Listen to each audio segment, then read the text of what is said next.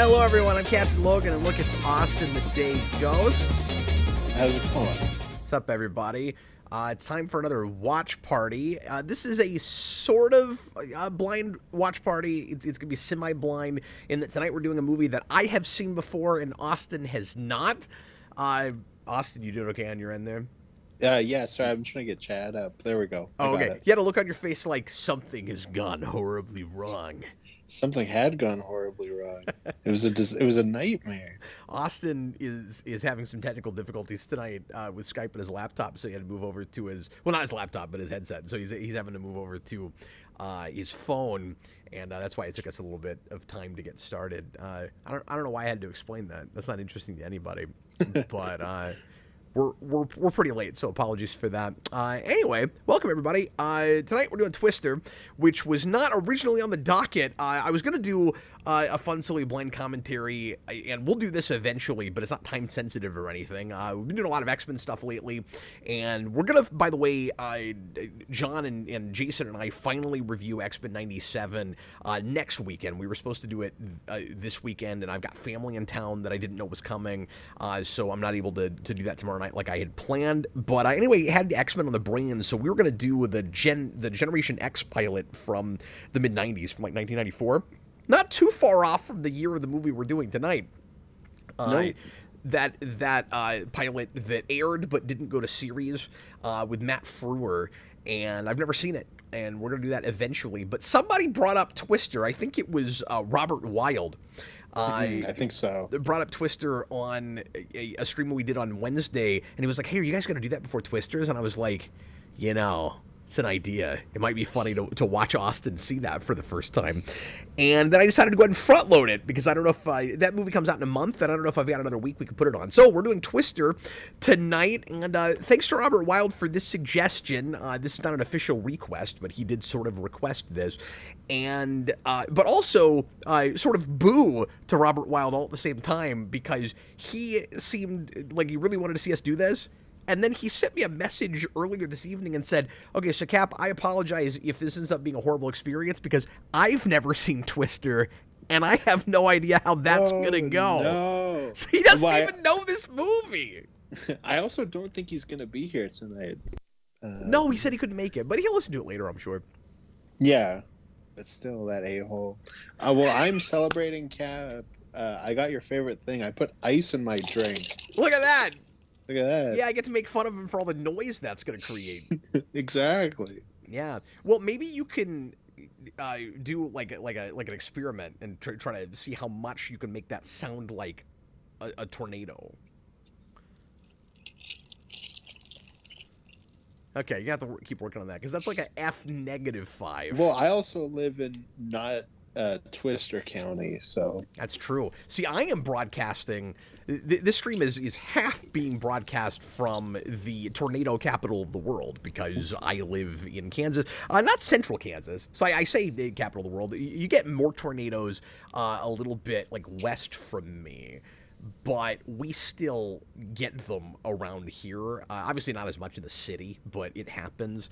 And I've known folks from towns that have been completely devastated by tornadoes, and it's a really scary, horrible thing that uproots people and kills people, ruins lives and stuff. So I guess I'll just real quick put in the disclosure of, like, this is an awful thing that happens, but it's also really fun to make fun of sometimes, just like because tornadoes are a very odd phenomenon, and they seem to show up in really specific kind of cliche places. Like, it's hard to get away from the gag of tornadoes ravaging trailer parks. I don't know why that happens, but it does. They seem to be magnetically sucked into certain areas, and I don't know, tornadoes are just weird, and I think it's like a catharsis where people like to kind of make fun of them, because you never know when they're going to strike, and but it's weird, because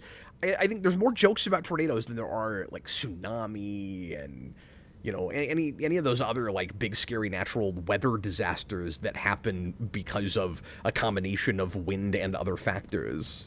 Mm-hmm. Yeah, hot and cold coming together. And maybe it's just because people think of the places where tornadoes tend to happen as more like hickish podunk places. So it's easy to make jokes about it. I don't know. Possibly, yeah. But so I don't know. I grew up with both of those things where it was like you get a lot of jokes about it, but they also get scary. And I've not been in a full-on tornado situation myself, but I've gotten really close. There was a funnel cloud that formed over my house in high school that didn't actually culminate into a full-on tornado, but nearly did. Yeah, that's crazy. And all I know about tornadoes is they take you to Oz. Yeah, and that's the other kind of cliche thing that you can't get away from in Kansas, where people that come here that have never been here before, the first thing they bring up is the Wizard of Oz, and so, oh, I am in Kansas anymore. Yeah, and then you get really pissed. It gets irritating. Mm-hmm. I mean, that's like anything. Yeah, because I'm sure if you live in Idaho, you're sick of potato talk and. Or Wayne's World, you're like Wisconsin and cheese. Idaho. But anyway, so yeah, I guess this is kind of going to be an interesting stream because again, I've seen this movie and I saw this in the theater when it came out. I probably saw it on VHS a couple times as a kid. This isn't a movie that I wore out that I watched over and over again. 96, same year as Independence Day. So in its way, this was kind of the 1-2 punch for disaster movies that summer, and obviously Independence Day is less of that because it's science fiction and it's an alien invasion, but it's still structured very much like a disaster movie like this. And well, that's Emmerich's bag. I don't know if Independence Day was... Yeah, and Emmerich could have easily directed this. It's kind of interesting, the director they got, because he's got a lot of better movies than this one. Full disclosure, I don't think this is a very good movie. I think it'll be maybe really amusing to talk about, but I think it's ultra cliche, and it's got characters that are very, very stock, and I don't think it holds up very. But I don't know how good it was when it came out either. This is one of those like really expensive B movies that really wants to transcend the B movie thing, but doesn't. Like, it's not as good as it feels like it thinks it is. Mm-hmm.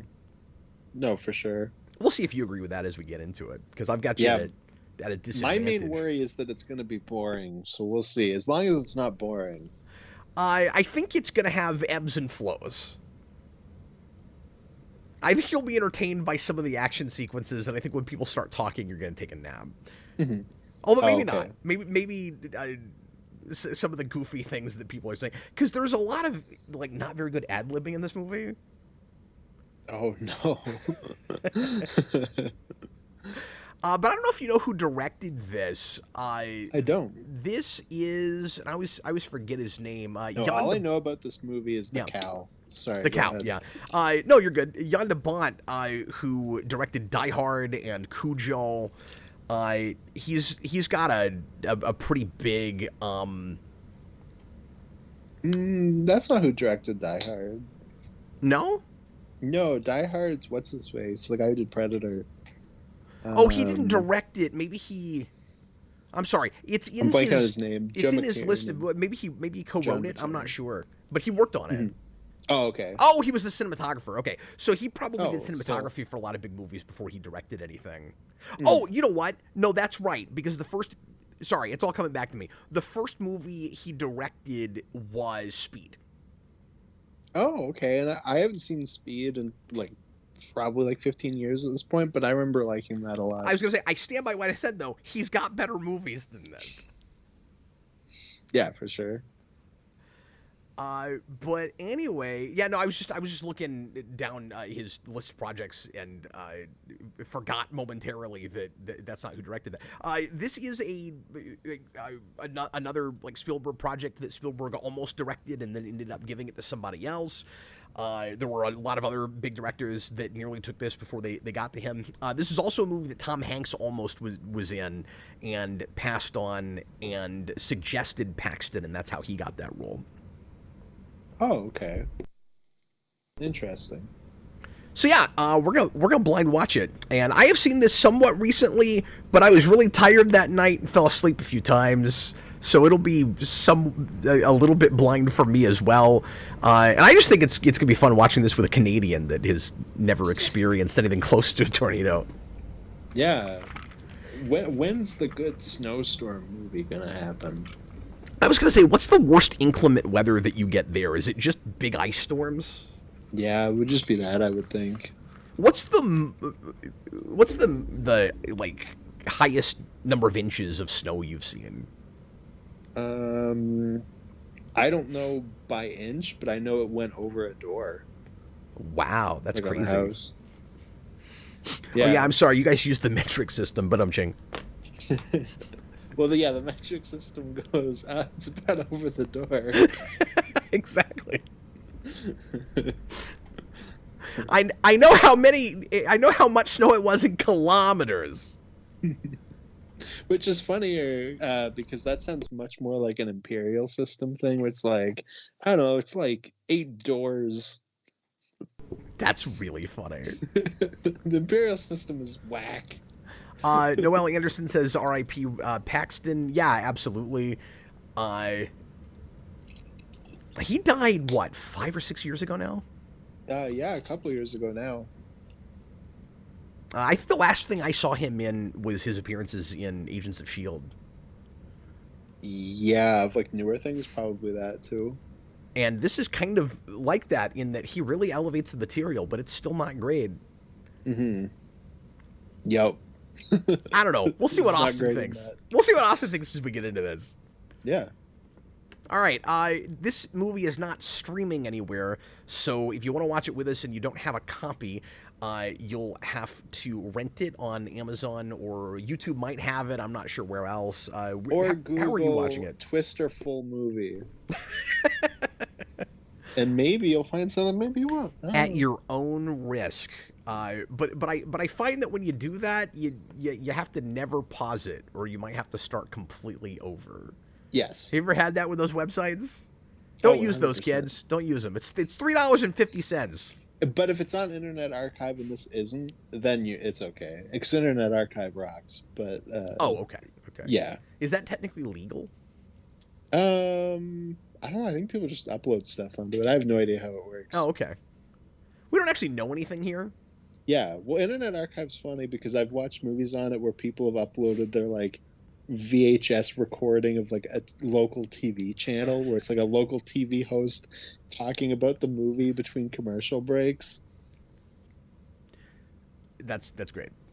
Yeah, no, it's awesome. It's important to note that you've clicked on a YouTube stream, which means that if you're here for information or insight, you're probably in the wrong place. Mm-hmm. Yeah, exactly. Go read a book. Dummy. Yeah. This is content. This is for people that have absolutely nothing better to do. No, I'm kidding. We'll try to make it fun and interesting for you. But again, full disclosure, Austin has not seen this, so he's reacting as we go, and I remember some things about it. Here we go, folks. Everybody get it to timestamp 0. Get ready to press play when I say now. I'm just going to make sure my subtitles are on. Yes, indeed. Okay, here we go. Everybody, please press play. Oh, hold on. I always do this. I need to make sure to get the clock up, or I'll get comments all through there. Like, yeah. where are you guys? All right, there it is. Everybody, please. Well, if you see towels, you're in the linen closet. All right, everybody into the pool. Here we go. Everybody, please press play right now. I can't believe you didn't say everybody into the storm. It's right there. Oh, yeah, that was a giant missed opportunity. What is this, a Harry Potter movie? Holy crap, it is. It kind of looks like it. What is this? Fantastic Beasts and Where to Twister? Yeah, either that or it's the never-ending story, and we're looking at the nothing. We are looking at a whole lot of nothing. Yeah. Oh, now it's a tornado. Oh, no, I accidentally went full screen. I can't see Austin anymore. Now it's Batman Begins. Wow, these titles really hold up. Mm-hmm. That's not bad, actually. They're really swank.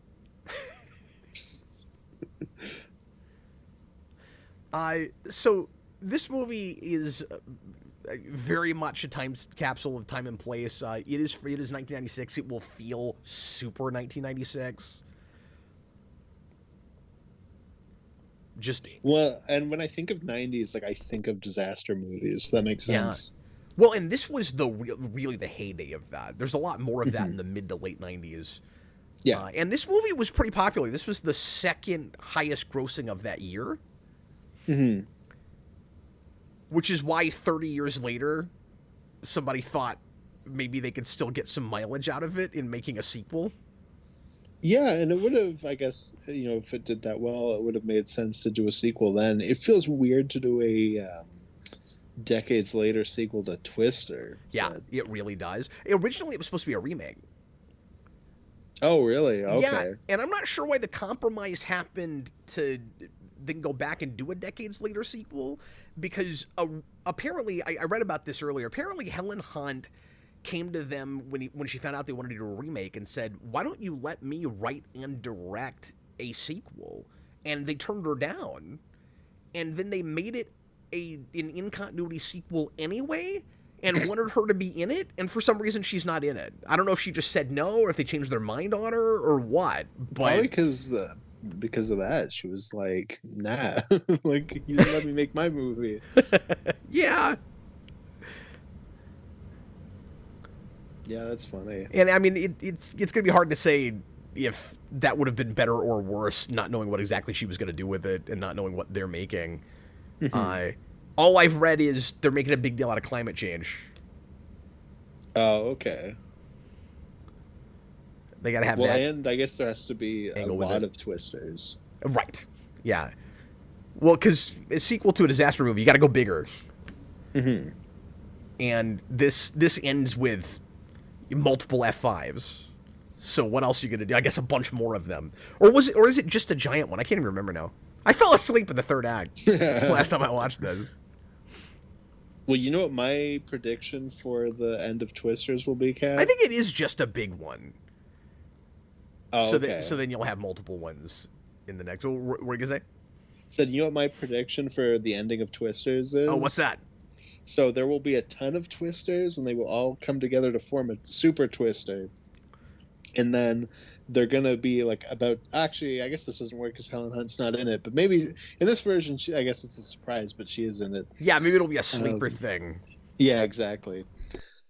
So she's there with the main characters, and the big evil Twister is about to get them, and then suddenly there's like a comm, and they look up, and it's the ghost of Bill Paxton as a CGI Twister. Oh, no! And then it fights off the evil Twister, and it dies.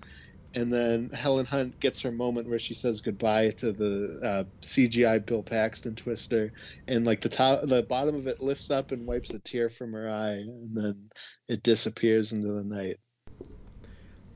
See, okay, that's good. My prediction is you have a bunch of smaller Twisters that all come together to form one giant one, and then every main character jumps in a ditch together. And then they all go, oh, wait a minute. Oh, my God. Here's a truck. Let's get in this truck. And then they all get sucked up into the tornado. And then it's a cliffhanger. And there's going to be another one. So there could be a trilogy. They'll just steal their ending from the season finale of the first season of Smallville. Beautiful. All I could think of was Twister when that aired. Mm-hmm. Okay, that is... I mean, even by 1996 standards, that's some rough CG right there. With that satellite. No, this is cutting edge. One of the things... The planet looks way worse. One of the things that makes this very... Oh, Robert is here. Yes, Robert, that was the... Thank you for explaining the joke. Jokes are always funny when we explain them.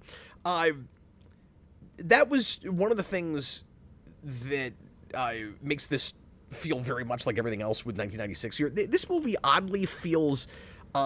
kind of influenced by X-Files to me. Oh, okay. Like, and some of it's even in story stuff. Like, Helen Hunt's character has this tragic backstory where that we just saw where a tornado takes her family from her, where he kills her father, And in the theater, I even remember feeling like this is suspiciously like Scully, except a family member gets abducted by a tornado instead of aliens. Mm-hmm. It's like she's got to go get her father back from the tornado that kidnapped her, that kidnapped him 20 years ago. I love the silly, upbeat music. That's another thing that makes it feel very much like that time period.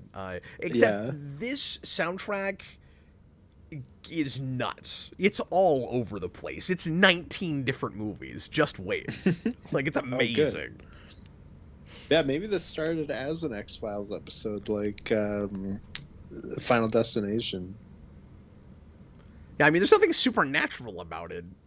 Mm-hmm. Well, they were like, let's just take away the aliens and put a tornado in it. Well, and it's one of those silly movies where everybody that worked on it talks about how realistic they tried to make it, and then you watch it, and you're like, okay. Well, yeah, I'm sure this was trying to be Jaws to tornadoes. I think she got her one F-bomb in there. Oh. I didn't even catch it. Yeah. Helen Hunt's first word in the movie is the F word. Look, she's had a rough life, okay? That is true. I don't know how she's still alive. I would have thought the tornado would have got them in that bunker. Yeah. No, she made it.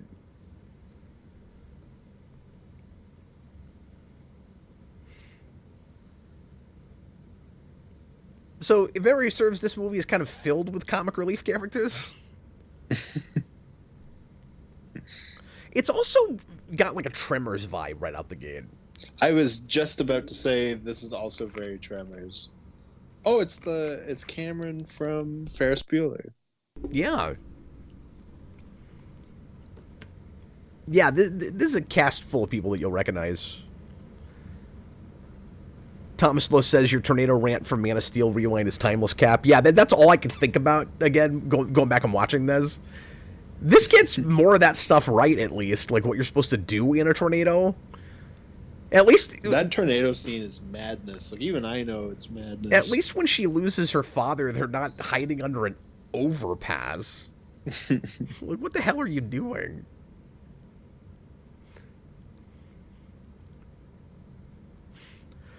I really don't like the relationship drama stuff in this movie.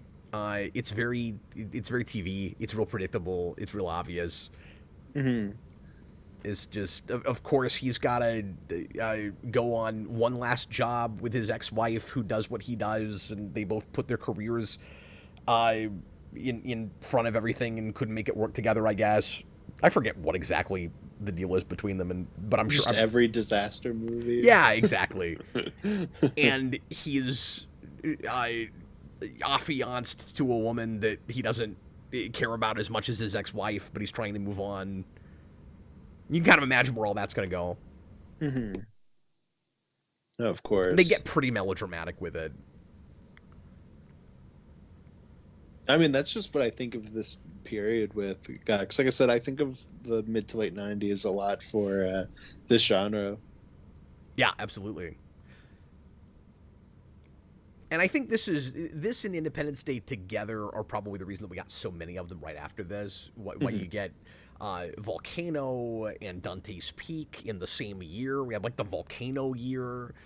And then you had the Asteroids year when you had Armageddon, and there's another one. I don't think it's called Asteroids. What is it? No, because that would just sound like it's based on an old video game. I'm not sure. There's also that movie, The Core. Yes, okay, great. That is Alan Ruck, and I'm glad you said that, because for a second I forgot that's who that is. But Alan Ruck, I've actually met at a Star Trek convention, because he is the captain of the Enterprise B at the beginning of Generations. So he's the captain that famously gets Kirk killed, kind of. Oh, that's right. That is Cameron from Ferris Bueller. Yeah. And I think he's also in Dark Knight Rises for like 5 seconds. He's got some bit parts in some stuff, like walk-on roles, or like a speaking role, but he's only in one scene. He's got a lot of those. But he was a neat guy. He did He did like a dramatic monologue or something at the convention I was at. And he's a talented guy. He doesn't get enough good work. Mm-hmm. I wonder if he's doing anything anymore because I haven't seen him in a long time. He can star in the Ferris Bueller Decades Later Decades Later sequel. Yeah. He should be the villain.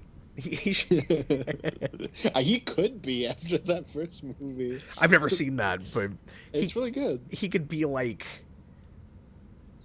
he could be like what they did with the third Jurassic World movie. Yeah, Ferris Bueller, we got Dotson. His dad's car and was gonna get beat by his dad by the end, so he could totally be the villain.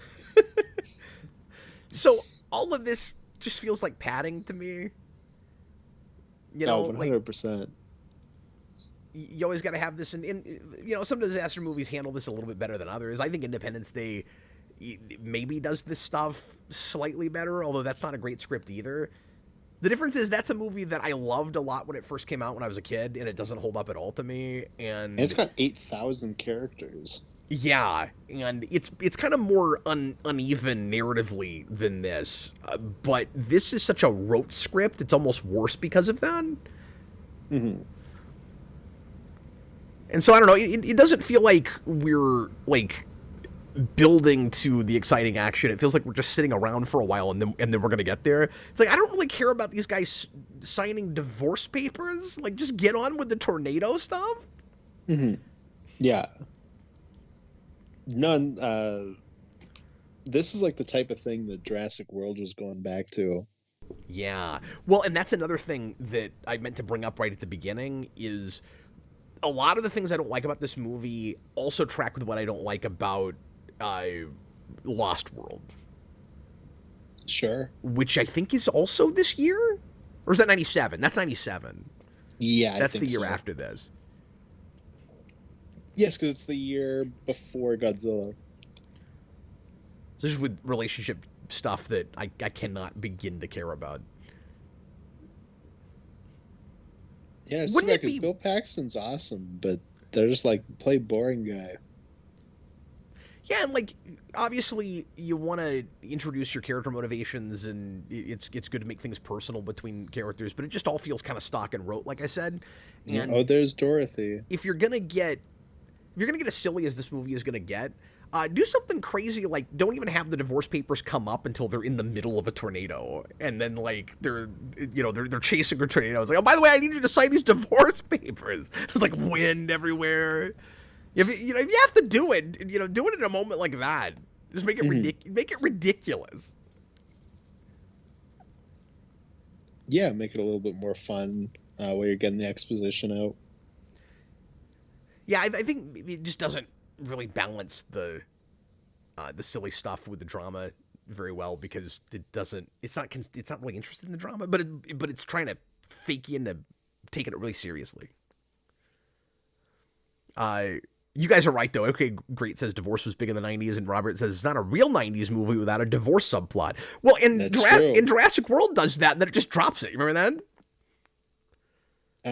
Like, to your point earlier that Jurassic World goes back to this kind of stuff, you got the kid that's like all sad because their parents are breaking up.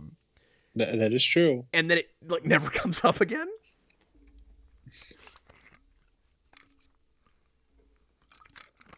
Yeah, and you have that in the original too. It's a 90s movie. So we got this cutting edge sensor technology, Austin. Mm-hmm.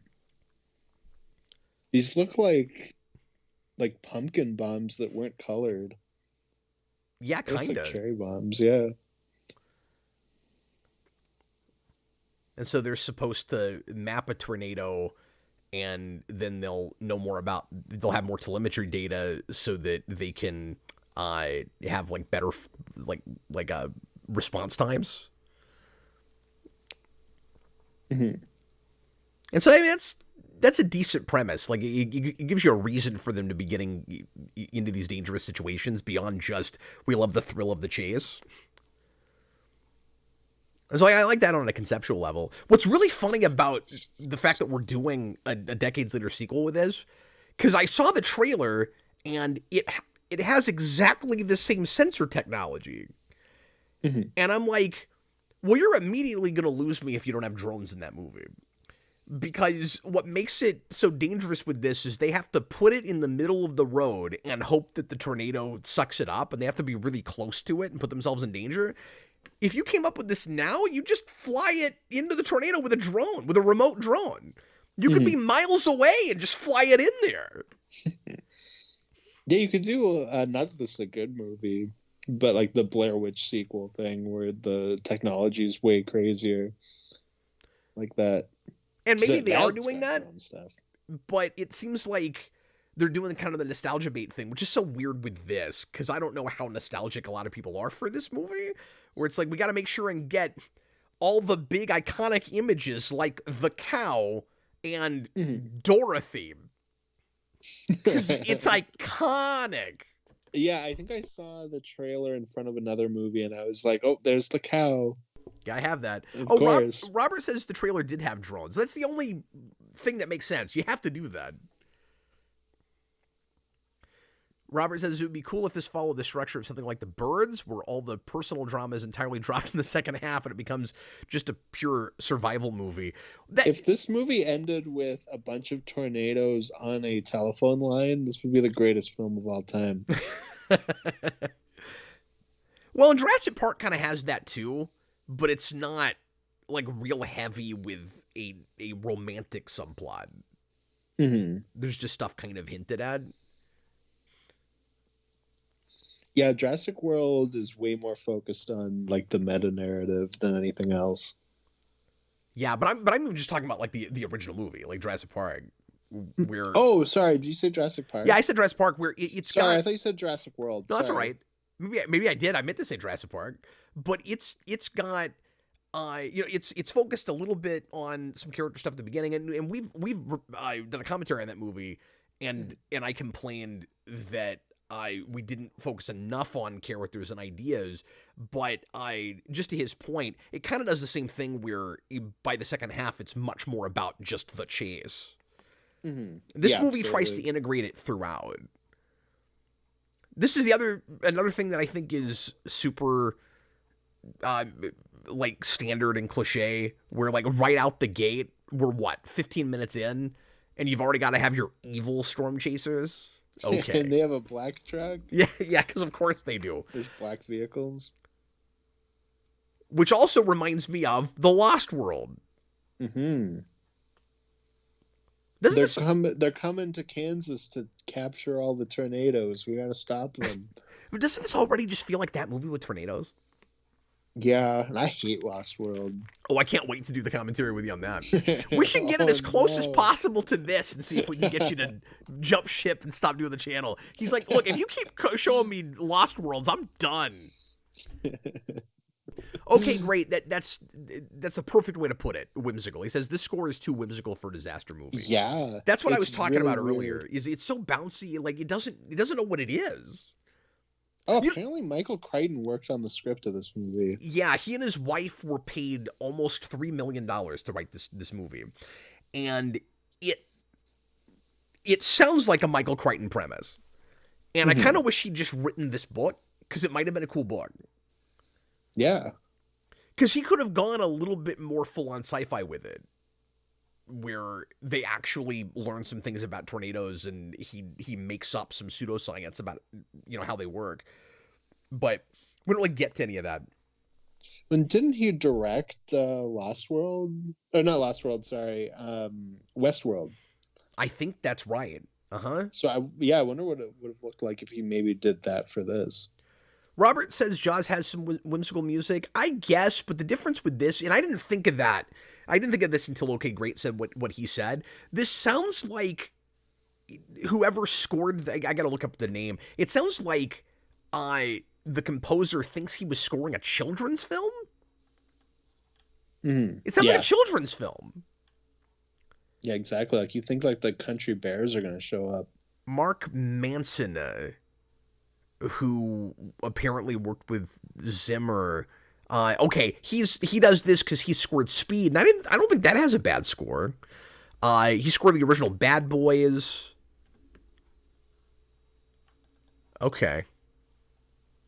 Carrie Elways here is just like unlike other Kansans, I have a Southern accent. Well, and they're not in Kansas; they're in Oklahoma in this movie. Oh, okay. Oklahoma is another place that gets tornadoes. Because, it's pretty close to here.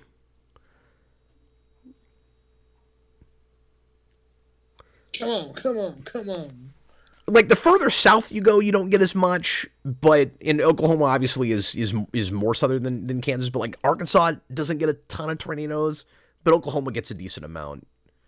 Missouri gets a little bit because, like, I'm right on the border between Kansas and Missouri.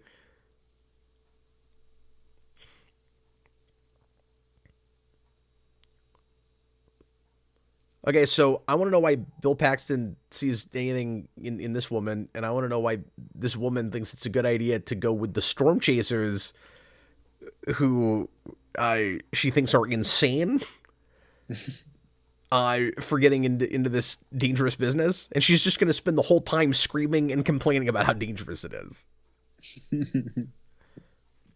You people are crazy, and I'm like, okay, well they're kind of putting themselves in danger to do a service for the country, are they not? Like, what would you? And I get that they're freelance, and if it's not for the Dorothy thing, they probably just seem like thrill seekers. But they're, if it works, they've got a real good humanitarian reason for doing what they're doing. Like they're hoping that they can make it to where we can learn about tornadoes faster than we can now and save people's lives. So what would she be like if he was a firefighter or something?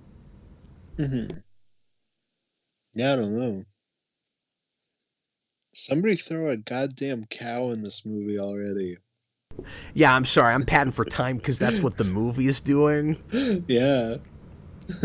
At least we stopped at this diner for some food. You think Bill Paxton took this job solely because the protagonist's name is Bill, so he doesn't have to remember another name? I think he demanded that. He signed on and he was like, I will only play this role if my name is Bill. I gotta be Bill. Tom says she Yeah. thought it was a metaphor. What? I can't remember now. Did she think that he didn't actually chase storms? Or something? I guess so, yeah. Robert, as long as the tornado takes her out so the right characters can end up together. Well, spoiler alert, that's not what happens. Oh, I wish that's what happened. 90s-ing wrong. I'm sorry, what was that? Said this movie is 90s-ing wrong if this woman is not taken out by a tornado. Okay, great, says, where's the twister? We're building suspense. When are they going to get to the fireworks? And by building suspense, I mean we're being kind of cheap. This wife character also reminds me of Julia Louis-Dreyfus in Christmas Vacation. Is the snooty neighbor. Yeah. Especially when I she had haven't the seen that movie in a sunglasses long on time, before. but it is that archetype. Yeah. Yeah, where like she's a little too good for this. They've got to gussy her up to make her look like she's, a little bit more high class than these people. Mm-hmm. They're just hicks that like to go chase a storm. What's funny is, for me, Why do they not look like they're actually there? Yeah, and I don't think that was a green screen. I've seen that guy in a bunch of stuff too. Yeah, he looked familiar, but I can't call offhand what he was from. Oh man, here we go. We got our first act. Where action are set we piece. going? Hey, I'm gonna spill my lattes. Oh, they only put one ice cube in my iced coffee.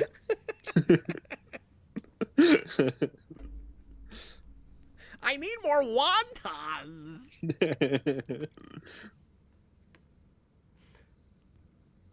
Have you ever done that where you put a drink on the car and then forget about it and then drive away? Oh, it's the most embarrassing thing you can do in a car. Exactly. I've done it exactly once. I do think this is pretty funny. This guy does a few things that make me laugh. Like he's over the top. He's too obnoxious. But the idea Philip that Seymour Hoffman. but the idea that he not only blares his like 80s hairband rock through speakers so that everyone has to listen to it, but he doesn't just turn on the music. He's got a monitor where he's watching the music video. That is pretty funny. That's pretty good. And now it's the Lone Ranger. The Lone Ranger theme, yeah. Which is funny because I was going to say earlier I thought I heard like a little bit of it in the score. The William Tell overture. Yeah. That's pretty great. Even just in this scene, the score is all over the place. It's all over the place. It's like they put a bunch of songs into a Twister.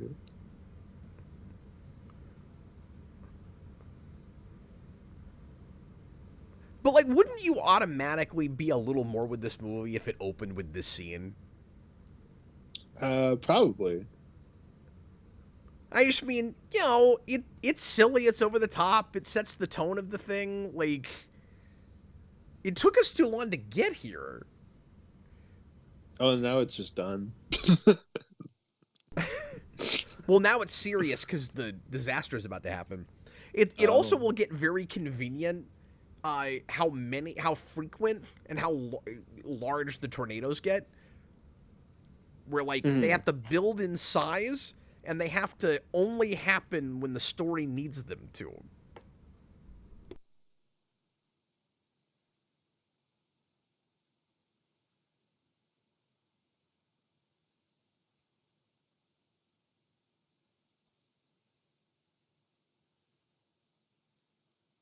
Cap Sarah is very nice. Oh, thanks. You're welcome. She's a therapist. Yeah, but when I told her I was going to start chasing tornadoes, she said she might leave me, so... Oh. Yeah. Okay, so she's not nice.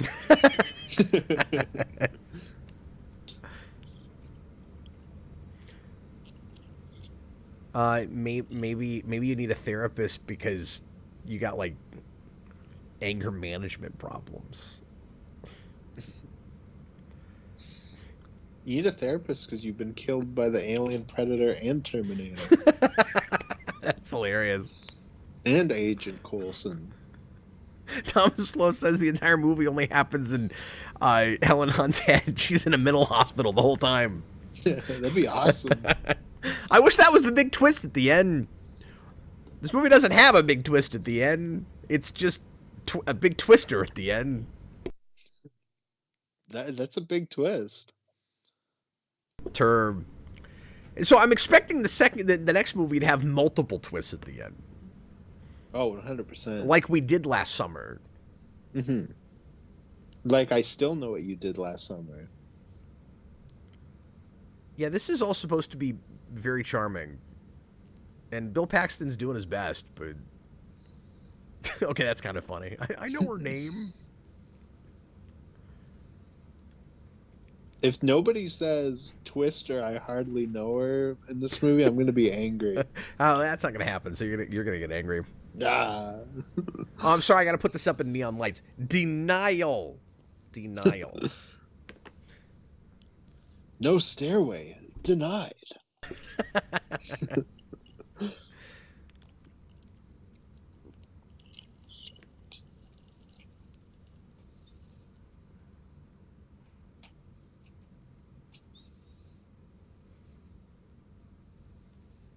But yeah, it sounds like a children's film. That was just a lot of driving. Yeah, it was really exciting there for a minute, and then they're like, oh, the tornado's not here yet. We need some more soap opera. Never mind, go back. And I like who cares about the bad guy stormchasers right now? You want to see the real villain of the movie, which is the tornado. Mm-hmm. So I don't know. A tornado go through an orphanage, like just something cool. Don't establish the antagonist yet. Get the tornado up in our face, and then end the scene with, and oh crap, these antagonists we didn't even know about yet stole our hero's thunder. Like that's what I would do structurally. No, it'd be good.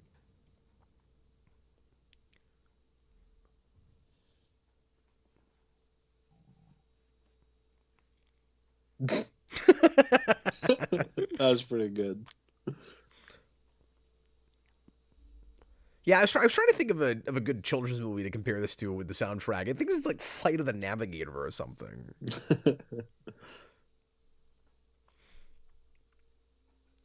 Apparently, Dorothy is based on a real life technology kind of like this that was called Toto. Oh, that's funny. They actually gave it a Wizard of Oz name. Yeah. Because of course they did. Of course. So, to something you said earlier about Southern accents, at least I'll give them they're in Oklahoma, so they should have Southern accents. That actually looks pretty good. I think the effects in this movie are sometimes okay and sometimes not great. They're inconsistent at best. I mean, this is like pretty early for CG, and I imagine a lot of the Twister stuff will be that.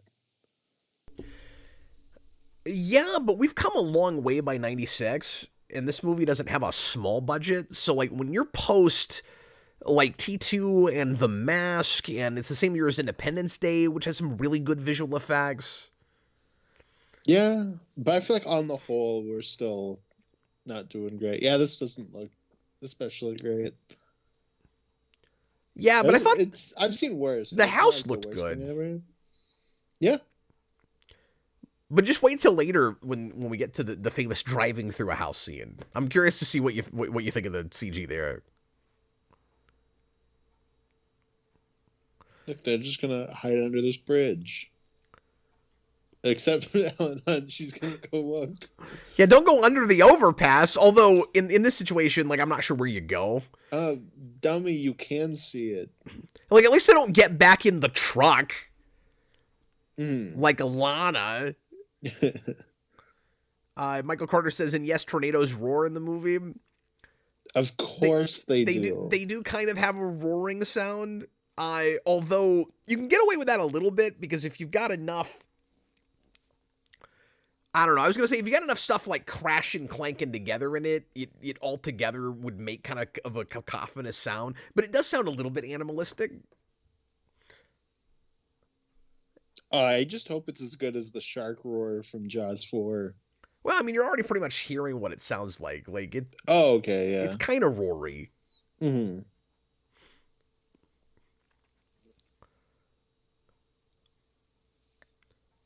But yeah, Tom was right, and I forgot about that line when he said earlier that she thought like chasing tornadoes was a metaphor for something.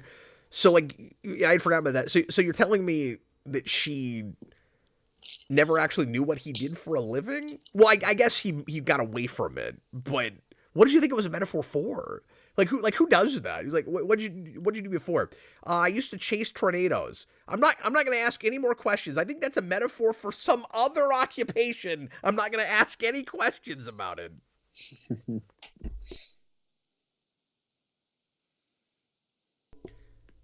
Billy's what she calls him when she's afraid for his life.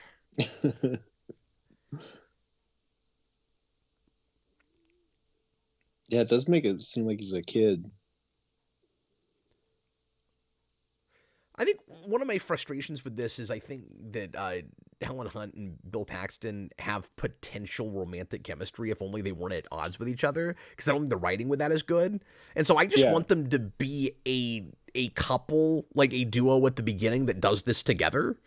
And obviously they can have some friction for whatever reason you want to give that to them. I don't mean that they have to be like a perfect couple that has no problems. But just doing the typical having them broken up in the first place thing seems to be getting in the way of what they could be doing as a acting couple. Yeah, that'd be interesting. Like they're a couple, like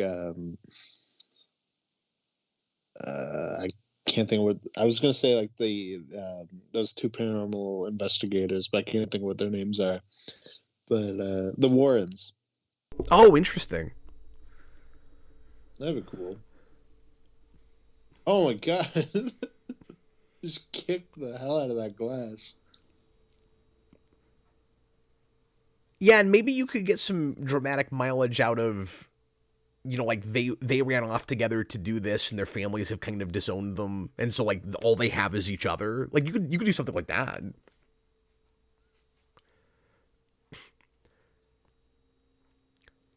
Because this would be an unusual, like, potentially weird, lonely kind of lifestyle.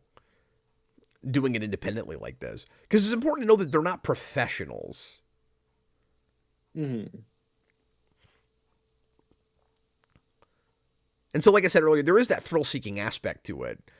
But I think the Dorothy thing does immediately make them more sympathetic and makes the fiance a lot less sympathetic.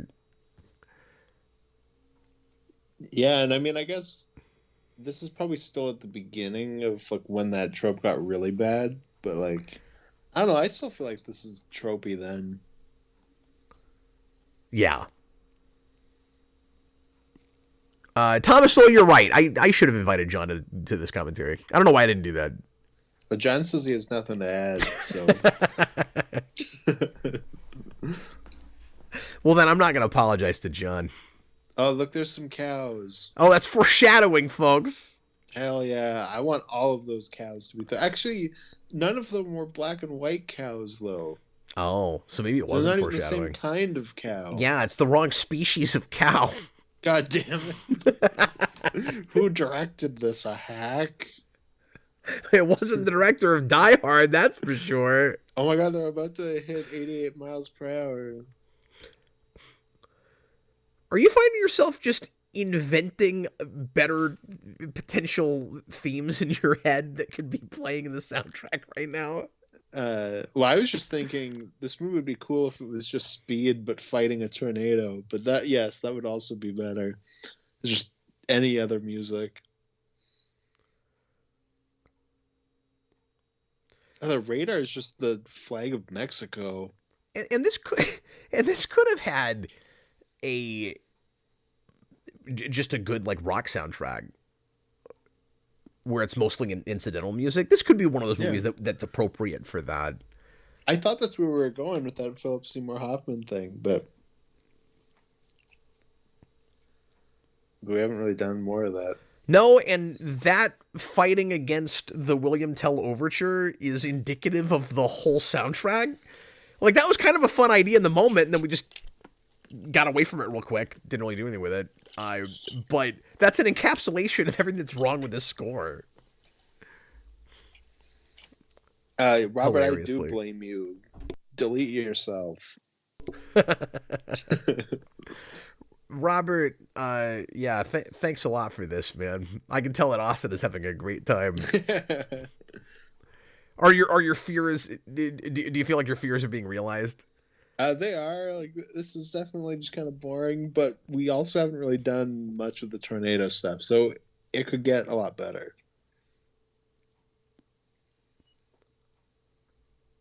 It's more annoying to me in a movie that has a budget. Mm-hmm. You know, because you see this a lot in B horror and B disaster movies where they don't have a lot of money, so they pad things out, and they just have a lot of, like, really terrible acting and dialogue for a while before you finally get to the thing. But, like, there's no excuse in a thing like this. Yeah, and I feel like I'm more willing to give that, like, a little bit of a pass. Because there can be charm for that, but... Well, and there could be charm to this if I loved these characters, and there was a cool, fun story being told apart from the tornadoes in the interim. But if you're going to do the soap opera or the sitcom thing, that stuff's got to be good. Mm-hmm. Exactly. It's moving towards the heroes.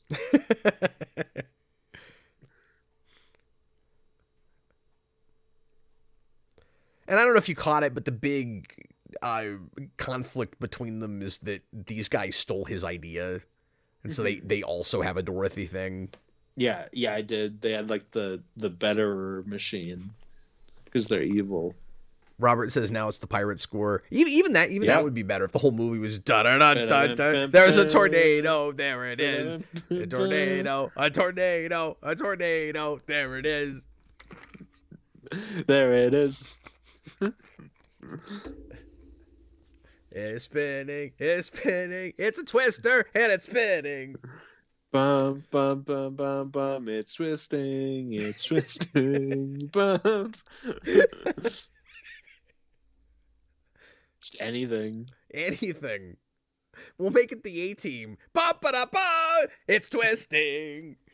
Unironically, I would love it if they were playing the A-Team theme right now in this scene. That would be great. Ba ba da da da da da da da. I love it when a tornado twists together. It'd be even better in this scene because the weather's finally picking up and it's like really dark and we're trying to be more spooky looking. And then all the sound goes out and it's eerie, and then you just start hearing ba ba da ba. Oh, the Pirates theme's kicking in again. Or not the theme, but just the music. Or you do the theme from Dallas. I don't even know what the theme from Dallas is. Ba ba ba ba ba ba ba ba ba ba ba ba ba ba. You just going toward the tornado. Ba, ba, ba, ba, ba, ba, ba, ba. Da, da, da, da. Oh my Twister! god, that tornado looks really bad. What are you talking about? That looks great. Okay, you're right. Oh wow, that's rough. Oh, it's really moving. No, the core comes out later. That's like Yeah, come 03. on now. I had to watch the core like every year in science class You told for like me a that. long time. It And I've was still awful. never seen it because it was out when I was working in a movie theater, but I never saw Yeah. it. I think Aaron Eckhart's in that movie, or maybe I'm thinking of a different Is movie he I really? watched in science. I think so. I think he's the main guy. Or I'm mixing it up with a different one. Boy, I want the raw audio from this before. Oh, there it is. There it is. There's the iconic moment from Twister. We got Cow. cows. We got cows here. See, no one cares. Oh my god, they did it again. Yeah, because it's spinning around you. You see. I think the reason that is, and that is the one big memorable thing for people. It was in the trailer, so like that's part of it. I think people saw this movie because it had a fun looking trailer. And her line reading, where she's surprised by the cow, just says cow. I think that's a lot of why people remembered that. Oh my god. Like, that is kind of funny. This looks awful. Yeah, and it is roaring more now. It is, yeah. That's more like a scream, Shouldn't they just really. be dead?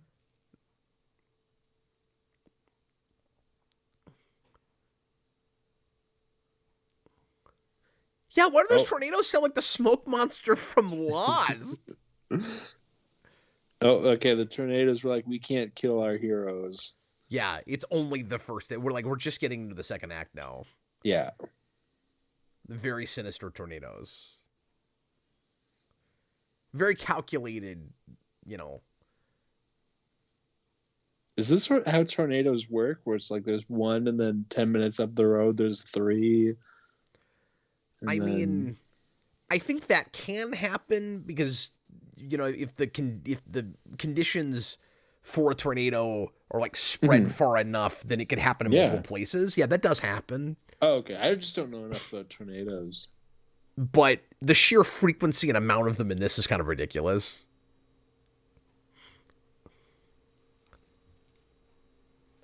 And those were just in the waters. Like, how did a cow get out there? Michael Carter says, weren't they water spouts? Oh, yeah, I guess so. That makes it even weirder. So I'm not like a tornado expert just because I live in tornado country, okay? Like, Just because I live in a tornado. yeah, I mean, I know a lot about it. Oh, speaking of Lost, this guy is a major character in Lost. Oh, okay.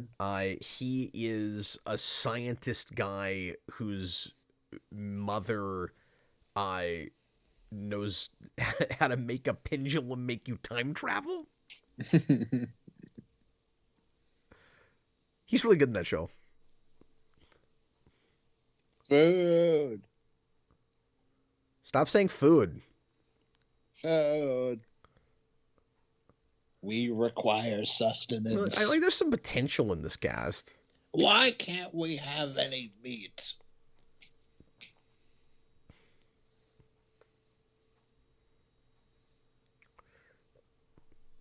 Oh, this woman looks familiar. And how can you have any pudding if you don't eat your meat? Exactly. Looks like Twister's back on the menu. Don't call him boys. Billy. He's not in danger.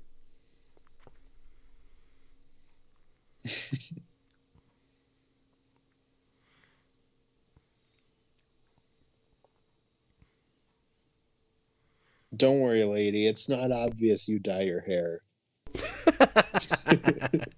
No one will notice.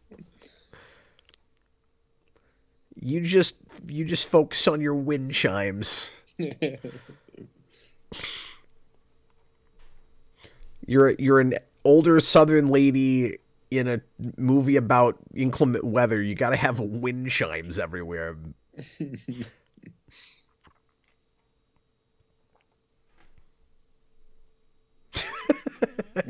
He wants to get hit by lightning, just one time. Austin, you've sunk down like you're just a disembodied head now. Oh, sorry. Here. This movie's making him literally sink. Yeah, into a sinkhole. I keep going to Neverending Story. He's gonna be like the horse, like Atreus horse in Neverending Story. Like Artax depression thing. Artax. I've still never seen that. I need to watch that. We should do a blind commentary on that. Because I predict you would enjoy that movie more if we were talking over it. We should do a blind commentary on the third movie. Oh God, I would do them all, but only in sequence. Oh, okay. I refuse to do that with a person that has not seen the original. Like, I won't do that. But I would do it if you did them all with me. Put it on the list, Austin. I will. Have you seen the third one though, Cav? 55 things. Sorry, what? Have you seen the third Neverending Story? I have. It's painful. And it's got Jack Black in it. It does. Yeah, he's a bully. That movie was made on $19. It's rough. The Born to Be Wild scene, though, is the greatest thing ever put to film. The second movie stars the kid from Sequest. Ah. Who tragically committed suicide right after that. Oh, it is sad. Yeah, it was. And he was a good actor, too. Mm-hmm. But did not have the career he was hoping for. And obviously, no idea what his personal life was. But that was a shock when that happened. Yeah, for sure. Helen Hunt right now is just wearing the T2 Sarah Connor outfit. That's true. See, I think she and Paxton are both really good in this. I just don't think they have anything to work with. Mm-hmm. Yeah, I can see that. Like, there's a real energy between them. Like, I think they're elevating the material best they can. And it doesn't feel like they know they're in a bad movie either. Well, she definitely doesn't if she wanted to write and direct the sequel. Robert, $2 super chat. Does she find the tornado that killed her dad? No, I'm she will. Pretty sure tornadoes dissipate. Yeah, but then it recipates. It would have been great if they'd gone that far with it, though. If they contrived some way that a tornado stayed together for all those years. That's why she's like, I have to look at it because she has to know if it's the one. And then at the end, she's like, it's back. It's come for me. I looked into the eye of the storm and I recognized what I saw before with my father. It was the same eye. I looked into the eye of the storm and the storm looked back. It looked back. It looked through me. Obligatory shower scene.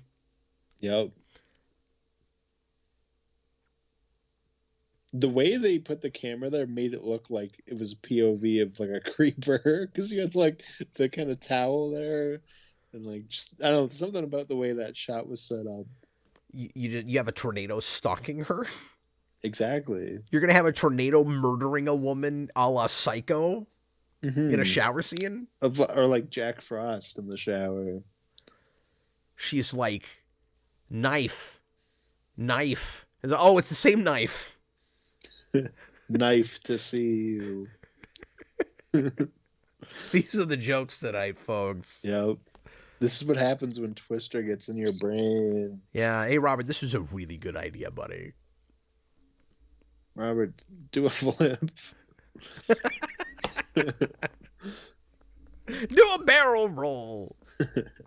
Do a flip. Yeah. Yeah, I felt like they were trying to like strategically set Helen Hunt up to be more of a movie star with this. Because apparently the director really wanted her, and the studio was like, oh, I don't know, she's just a TV actress. Because we're in that period where you didn't see as much crossover. And like, if you were big enough on TV, you weren't, and you stayed that way, you weren't likely to go and have a movie career unless you left TV and you straight up just did movies. And so they weren't sure about her. But once they let him have her, it kind of felt like, just with some of the way we're shooting some of this stuff, it's like, maybe she'll be a movie star. We're going to make sure she looks like a movie star. You know? Maybe I'm being cynical when I say that with the shower scene, but it kind of feels like that's an obligatory thing.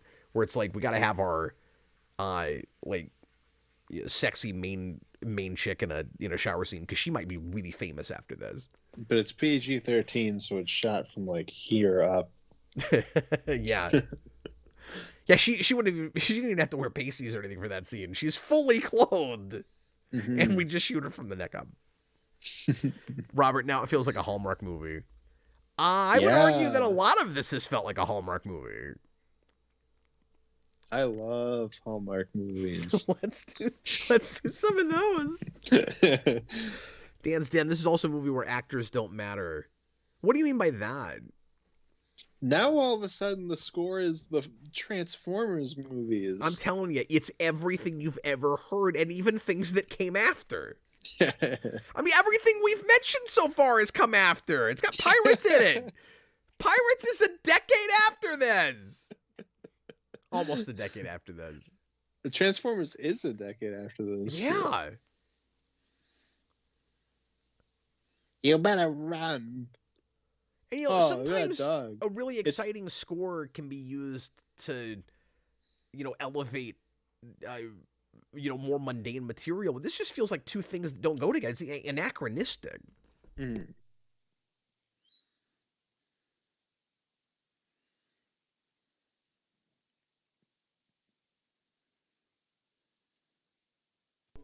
Dan's Den, sorry they sold on the visual effects, not the stars. Actors matter, but it's spectacle over performance. Yeah, and yet they cast some really good actors in this. Mm-hmm. Oh my God, we're in Taika Waititi. But I would argue, Dan's Den, that, and I haven't gone back and looked at those trailers, but I remembered Helen Hunt very vividly from those. Like, it did feel like, you're right, I mean, it sold it as much on the spectacle as anything, just like Independence Day did, but it did put its stars up front too.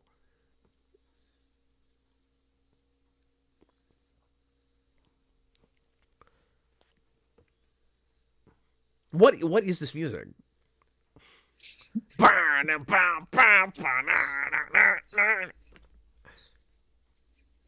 That's Van Halen. I think someone in the chat said that. So now we're doing this. Okay. Now, Austin, do you think this is one of those movies where it might have been smart to have a soundtrack that was like one band? Yeah, I could see that. That would have been cool. Do like a full AC/DC movie. I was gonna say it should be a hard rock band like that, like a 80s or early 90s thing. Well, and then you can have like even Thunderstruck. Yeah, you want to go to something with some weather themes. Mm-hmm. Yeah, absolutely. Or you make it a compilation, like get in REO Speedwagon, do Riding the Storm Out. Like, what are you doing not having Riding the Storm Out in this movie? I had that thought before, but that song should be in here somewhere. Or Chubby Checker.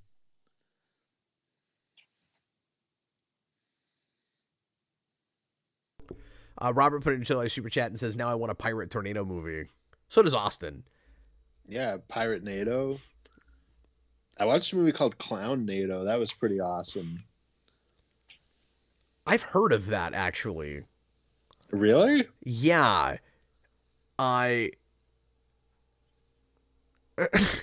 So, oh my God. Was that supposed to, because my subtitles said horn blares, but I'm pretty sure that was just a sting in the Goofy soundtrack. I don't think that was actually the horn. Well, you know what it sounded just went like? It sounded like an Amber Alert. It did sound like an Amber. That's true. Or like part of a tornado siren, which if they integrated that into the score in random places all the way through, that could maybe work. Mm-hmm. It's like if this were an actual emergency. Oh wait, it is. We're storm chasers. I was gonna say earlier, I can't say this movie like resonated with me on any level, but I did have a weird connection with it because my mom and my stepdad are like amateur storm chasers. Really? Yeah, and like they don't film anything, they don't really do anything with it. They just if there's really inclement weather and they think they might be able to go find a tornado, they go out in it and they look for tornadoes and stuff. Why? They think it's fun. I don't know. We did that some when I was a kid, and I think they still do it. That's nuts. Yeah. Yeah, and it's not a metaphor for anything. No, they actually chase storms. Yeah. Yeah, I don't know. I'd be too scared to do that. That'd be crazy. Yeah, and I don't mean to throw my parents under the bus, but like they did it with us. Like we went with them. Yeah, like as little kids too. See, I wish I hadn't brought this up now. It didn't feel dangerous at the time. I mean, hey, every parent does weird things. My dad used to juggle knives in front of us when we were kids. Michael Carter, you noticed that the sky goes from storm to clear skies? Yes, but that happens. Oh, okay. Yeah, that's realistic enough where you'll see the sky just suddenly change in a heartbeat like that. You can also get really inclement weather sometimes with no visible clouds above. So you can have like perfectly clear blue skies and like flood, almost like flood conditions. Mm-hmm. Which I actually found myself in a week ago, driving back from a trip from Branson. There was this weird stretch of about 15 minutes where the rain was pouring down like crazy. There might have even been some hail. It was loud. Speaking of, here's some hail. Oh my God, we are only halfway. Yeah.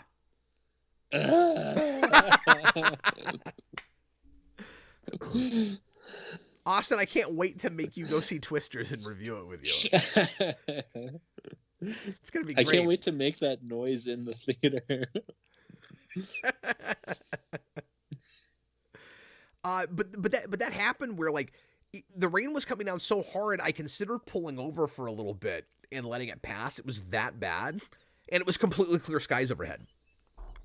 You know, I've never done that. I always just drive through it. Robert says this is definitely. I wasn't chasing a storm. Okay, like I didn't do that on purpose. That was just coming back from a trip. Well, I think you said that before you even said that. I think that was just like, as a kid, you used to chase storms. Well, that's true. Robert says this is definitely lore going into the Captain Logan biopic. I want you to really exaggerate that too. Like, I want you to make it look like my parents were like horrible people and put us in massive danger. They're like, oh, hey, there's a tornado over there. Why don't you guys get out of the car and go check it out? No, even better, like the tornado turns around and starts attacking you guys, and like you're holding onto a rope, but like you're like flying up into the air. I think some of this looks okay. Like the practical hail is cool. Robert says the effects here aren't bad.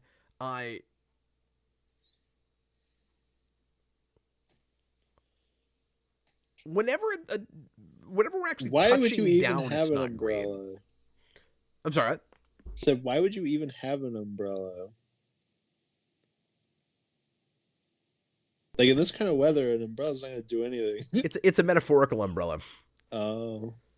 She also has like a really weird umbrella. Like it's so colorful. I was gonna say, I think the real question is why did she get her umbrella imported from Africa? Imported from the dark dimension. Why does she have like African tribal patterns all over her umbrella?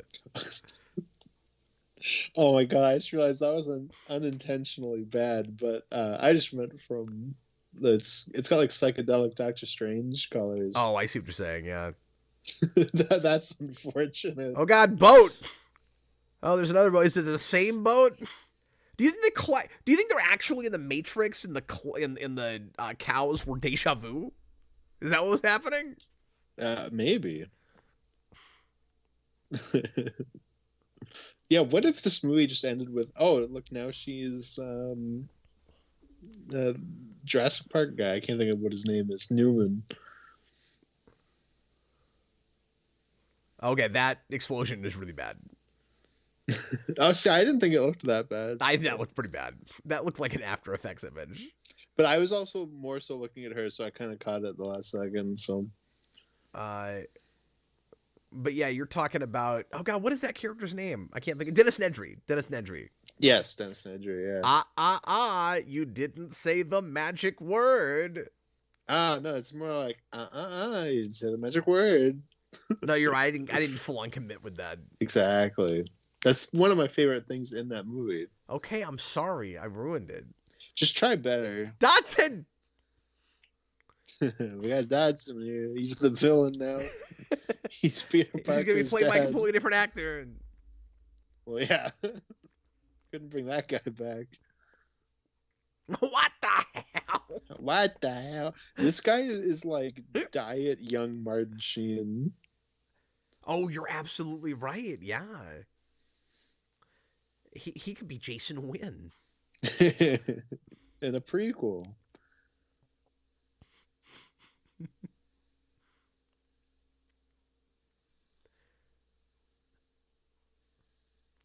Oh, look at it's roaring. Again, if this movie is made right now, you wouldn't even have a movie because they would just be safely indoors somewhere flying a drone into it.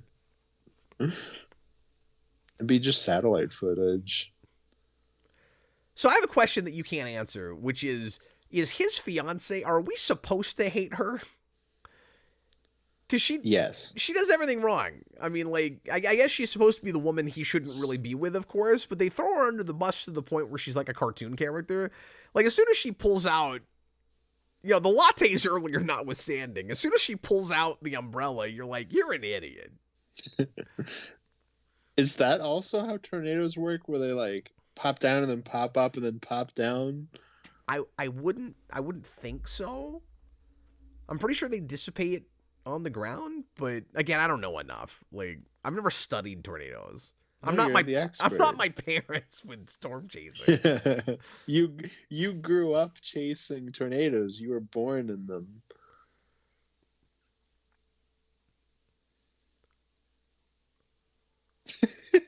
Oh my god, we're in the Oscar clip scene now. Yep, and that's the music's right. really selling it. Yep. We're into the place where she has to really take it personally. We're supposed to sympathize with her because she's got this super tragic backstory where it's personal. It's her white whale. The music also sounds like the Simba "Why Have You Forgotten Me" scene in The Lion King. Da da da da da da da da. You're right. It is that. And that was only 2 years before this. I want the tornado to come down and be like, "Why have you forgotten me?" and then suck them up. Yeah, this is just all really forest. And that tragic backstory being her motivation for like going and chasing tornadoes is not bad, where it's like I just don't want it to happen to anyone else. But it's very silly to make it a Moby Dick thing. Mm-hmm. It's like, yeah. I'm really angry that tornadoes are a thing. Like, I don't know, weather is weather. Like, am I wrong? Do you buy somebody like being I don't know, almost vengeful about weather. Like, wouldn't you be more? And this is the whole reason the Dorothy thing is a good idea. Wouldn't you be more just upset at the limitations of our understanding of the science of it and of our ability to control it more than the things themselves? What? What the hell is happening? We're in a drive-in movie theater. Don't do that. Now I just want to watch The Shining. I could be watching a good movie. Yeah, I feel like the revenge thing. Sorry, go ahead. No, it's okay. I feel like that makes more sense for someone who's not a scientist, but for someone who is, Sure. It probably would be more what you're describing. Yeah, I mean, you're right. It works better if she's, maybe a little bit more ignorant of it, or if she's superstitious, or if there's like a religious bent to it. Mm-hmm. That could work. Are we doing anything thematically with The Shining here? No. I don't know what that would be symbolic of. Well, the tornado killed her dad like The Shining.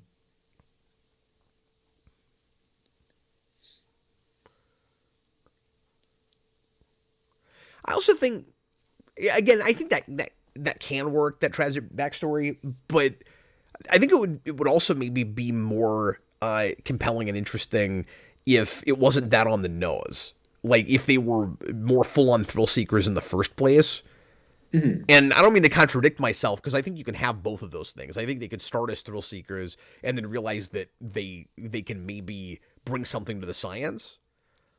But what if she had a backstory, and maybe they both did, that just brings them to the thrill seeking of it, and maybe they've got something when he's like, killing yourself won't bring your parents back, where like you could have that kind of tragedy where like she doesn't care if she lives or dies, but it doesn't really feel like a Lethal Weapon thing. It could be that. Mm-hmm. There's morsels of potential through this. I don't know if you caught that, Cap, but she walked past The Shining again, and it was when it said red rum and there was lightning behind it. Oh. Because the storm done murdered her dad. Oh, is that the symbolism? Yes. So it's about like so the tornado represents the ghost of her father. Is that what we're saying? No, just the red rum means murder.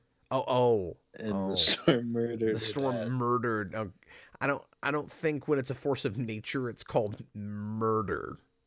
Mm-hmm. No, I think it is. Oh, okay. Okay. You've won this argument. That was a very compelling argument. Yeah, you're welcome. Well done. Wow. Sometimes conciseness just wins the day. What the hell is this pop song? It's been playing for the last 10 minutes. Now it thinks it's Top Gun. Can we watch Top Gun? Hey, I've been spending this whole movie just going, can we watch this other movie instead? I just want to watch The Shining. Can we just watch The Shining? Can we just watch Flight of the Navigator? Can we just watch Neverending Story? Can we just watch a chia pet grow? Can we get a chia pet of a tornado? Yes, with a little cow on it. Now they're gonna look up and the tornado's over the movie, but what scene in The Shining will it be? Yeah, and I guarantee you not enough time will have passed for them to get to the scene that they get to. No, because when it first showed the drive-in, it was when Danny's riding along on his bike, and then they skipped way ahead from that. They skipped way ahead to get to that red rum shot. And this isn't real time, but there's no way that much time passed. Oh yeah, because it's gonna be him. It's gonna be the iconic. He's breaking through the wall with the of course, because it's Here's Johnny. Yeah, they got to do that. I guess because now the tornado's coming, and that's our big villain. Here's Like, Twisty. It's already here. I want to think that they had him say that 19 different ways, and that was the line reading we got. Part time. Yeah. Part time. Oh yeah. They didn't even time it right.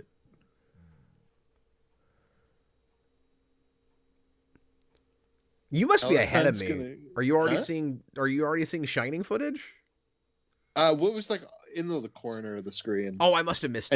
And you could see Jack knocking on the door. Oh, you know what? I've heard people make fun of this shot.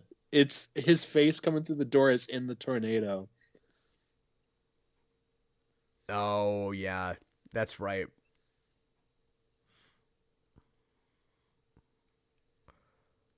I don't know. We could have done something cool and symbolic with that. I mean, I don't mean I want this movie to be super pretentious or anything, but just something interesting. Yeah, something interesting would be nice. Thomas Lowe, can you humanist or tornado? No, it's gotta just be a force of nature. Now the movie's playing way slower if it's going to cut back to the tornado with Jack's face in it. That's true. No, you got to make it more of a man versus nature kind of story. Mm-hmm. You know, or you do man versus nature and man versus himself simultaneously, which is, I guess, what they think they're doing. But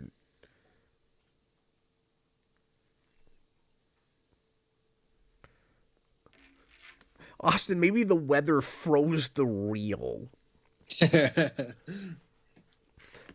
It's Stanley Kubrick's new version of The Shining, because apparently he was still like editing that movie up to when he died, like his own private reel of it. That's the version they were playing.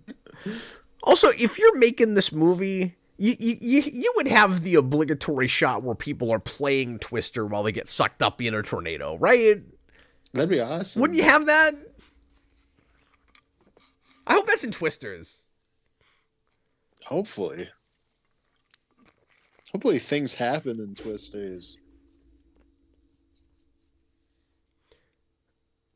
Yeah, like what side do you err on with a sequel to this? Do you go as just goofy and silly as possible, or do you go the other way and you try to make a more serious movie?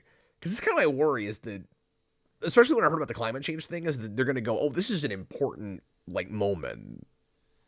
Yeah, and I say make it silly because this is boring.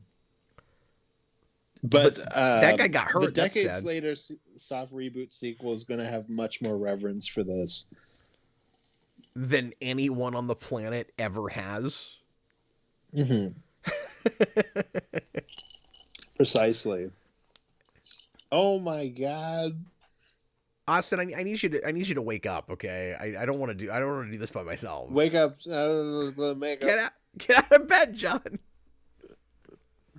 On the table. Robert, Cap, can you and Brandon play Twister on camera? We should review Twisters while playing Twister. Yeah.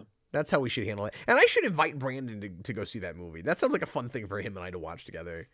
And then you guys should do a commentary on Twisters while playing Twister in exactly a year, like after. Why? So that you can say, "Come on, Brandon, let's twist again, like we did last summer." Last summer. Somehow I can always tell when it's a multi-part joke where I have to interact with it. Where it's like you're basically saying like a punchline question joke, but not in the form of a question. We got Judy Garland on the TV. Oh, that's intentional. At least it's not actually Wizard of Oz. Yeah, I agree. So that's good. I don't mind that. That's kind of fun. No, that's fun. John, I'll admit it's nostalgia, but I still like this movie. I can appreciate that. I mean, I have John that. John also likes Lost Worlds, so take that for what it's worth. I had that for a long time with Independence Day. I don't know if at this point I can even say I like that movie, but there's those moments that I still go back to it for. just because that was such an event when it came out. Yeah, for sure. And I've still never seen Independence Day. This just felt more like kind of a throwaway night at the movies. Like, it didn't really stick with me. We bought it again. I think I saw it again, but Independence Day was like was an event. It was a thing that stuck with you. It was a moment. Yeah, it was a moment.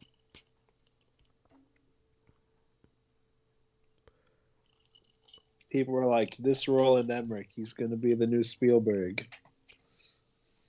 Yeah, when he was competing in that, in that playing field, absolutely. Yeah, just like Shyamalan. Independence Day felt like one of those concepts that Steven Spielberg wished he was doing. You know, Sure. Where like if he had latched onto that, he probably would have made that. Mm-hmm. Yeah, absolutely. And then of course he does his alien version. invasion movie a decade after that, and it's terrible. It's god awful. I hate War of the Worlds. I don't care what anybody says. I can't handle that movie. I've said this before, but that is one of the only movies where I was begging for a little girl to die. That movie also adds the stupid thing where like the aliens put the tripods under the ground. Yeah, like they've been sitting there for like 1,000,000 years. That movie's stupid.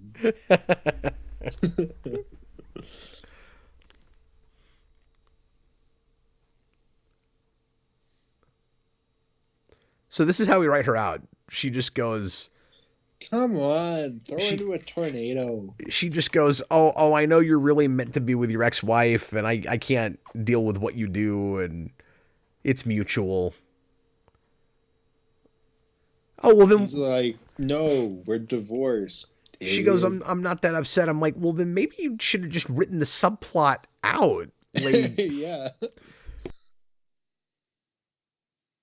Has anybody ever broken up with somebody in this exact manner where they're like, "I know you're in love with this person, and it's okay"?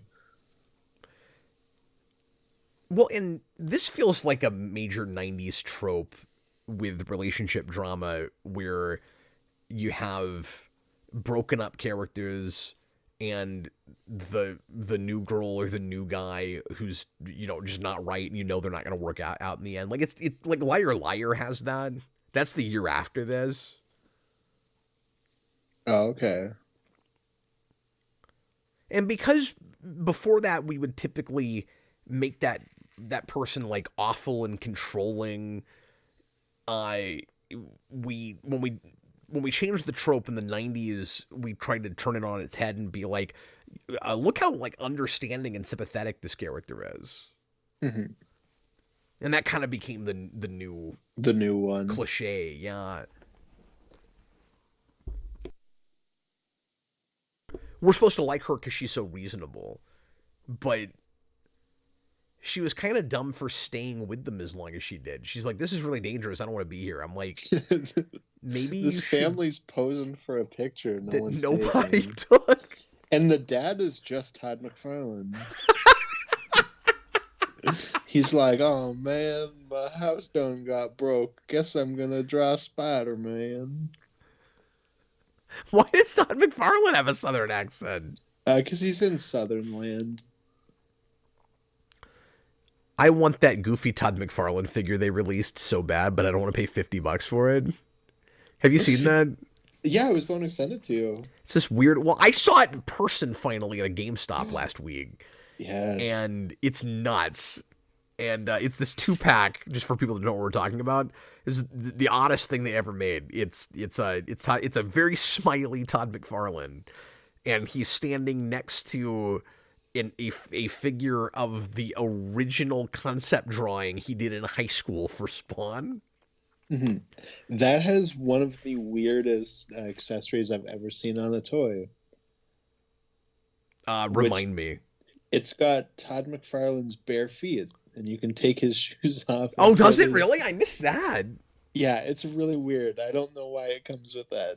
Oh, but if God. you really want to see Todd McFarlane posing on your shelf with bare feet, there you go. Okay, I can't wait to hear the noise that Austin's about to make when I make this point. Yes. But we still have 30 minutes left. Uh,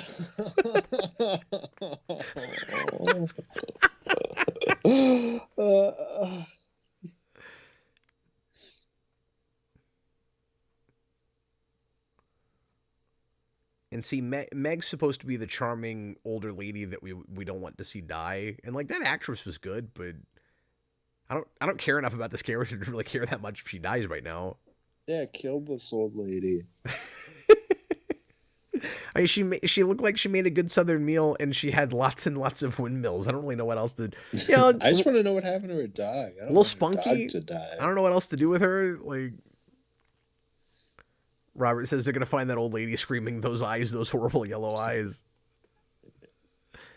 That the eye of the storm, the horrible eye of The the storm. core, the horrible core. The dog is just Boomer from Independence Day. John says I should make Austin double feature this in Lost World. See, that's when I'm gonna have to replace Austin with, I would somebody just hang else. myself there and then. He's gonna go find an eye of a storm and jump right into it. And I thought my twisters were bad. She goes, "Let me go make some steak and eggs." Ha ha ha.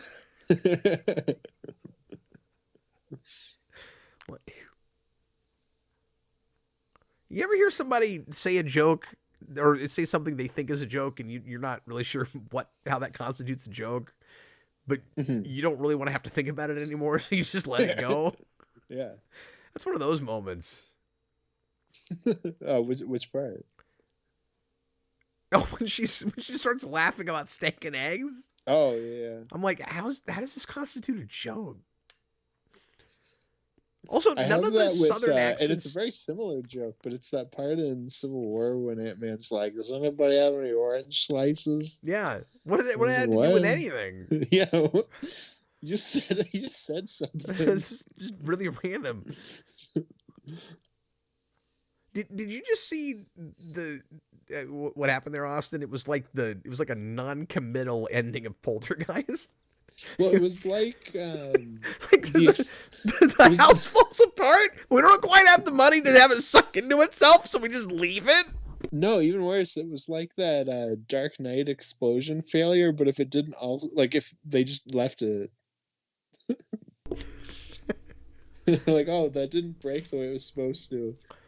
Moving on. If I don't get more tornadoes in this movie in the next 5 minutes, I'm gonna blow up a hospital. I'm gonna blow down a hospital. I'm gonna non-committally, partially knock over a hospital. I'm sure glad this woman survived. So no one's died in this movie. Be alive. But everyone should have died in this movie. I mean, I'm not saying I need a bunch of death or anything, but it is supposed to be a thriller, and there's supposed to be like a sense of stakes and danger. And you haven't really had that, like, the T-Rex eats the lawyer moment, you know? This old woman's also really happy that they covered the gray part of her hair. So now she just looks like she hasn't grayed. Robert says there are some cool practical effects in this, which is, I think, why some of the effects feel inconsistent. Because to Austin's point earlier, and again, I think we've come far enough where some of these effects could have maybe looked better than they do. But, like, some of the visual effects don't mix real well with the practical stuff. Mm-hmm. Well, that's definitely an issue this time. I even have that with Jurassic Park. Yeah, sure. But it's fewer and farther between than in this. Oh, of course, of course. The biggest thing with Jurassic Park is the places where the raptors have to be full CG. They just weren't there yet. Mm-hmm. Yeah, and like even in the T-Rex sequence, it's like the practical one looks really good, and then the CG one doesn't look bad, but like it looks good, but not as good. But the problem is you just saw a physical one that looked perfect, so you're comparing amazing. Them. Yeah, exactly. So can I spoil something for you, Austin? Sure. Can I spoil the part where the tornadoes learn how to open doors and we call them clever girls? No. Okay, no, that doesn't happen. Clever That'd be awesome. storms. Clever wind. Run like the wind, Bullseye. I want an effing storm. I want an effing tornado. I want an effing twister. I'm so done with the soundtrack. Yeah, what the hell is this? Like, I hate it so much.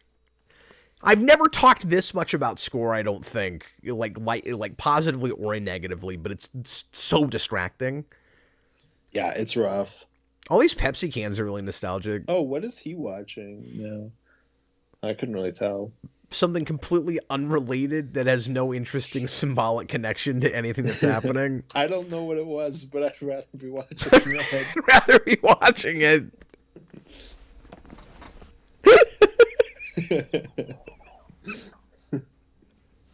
They're gonna show like a Band-Aid commercial, and you're gonna be like, "Can we be watching that?" Yes. There's some good Band-Aid commercials out there. Look, it's Pepsi. And Especially compared to this. Yeah, especially compared to the last. Now, I will say, if you got to do your obligatory product placement in a big summer blockbuster, that's not a terrible way to do it. Because they're like, oh, we need aluminum cans. So they go and they get drinks you've heard of. Like, that's fine. Yeah. And then it's an excuse to use the labels a lot because you're getting paid by Pepsi. So, of course, you're only using Pepsi products because it's a bunch of Pepsi and Mountain Dew cans. Was there Mountain Dew mixed in there? I think there was. Pepsi's going to save the day. Thanks, Pepsi. Thanks, Pepsi. You know what they should have done? Now I have diabetes. You know they should have done? The evil stormchasers should have done the same thing with Coke so you could with tornadoes take the Pepsi challenge. That reminds me, I saw this commercial the other day. I don't know if you've seen this before. I think it was from when they first re-released Star Wars in the theaters in 97, I think. And there was like a Pepsi tie-in one where Darth Vader is coming to get a Pepsi, and then Picard shows up. What? And he's gonna fight Darth Vader, and then it's like the next generation. Go see Star Wars in the theater again. Is that real? Yeah, I'll send it to you after this is done. I've never seen that. Yeah, I was like, what the hell is this commercial? You just completely blew my mind with that. I didn't know that. Yeah. No, I'll send it to you after this is done. I was like, this is an insane commercial. I don't know how they even would have had the rights to do that.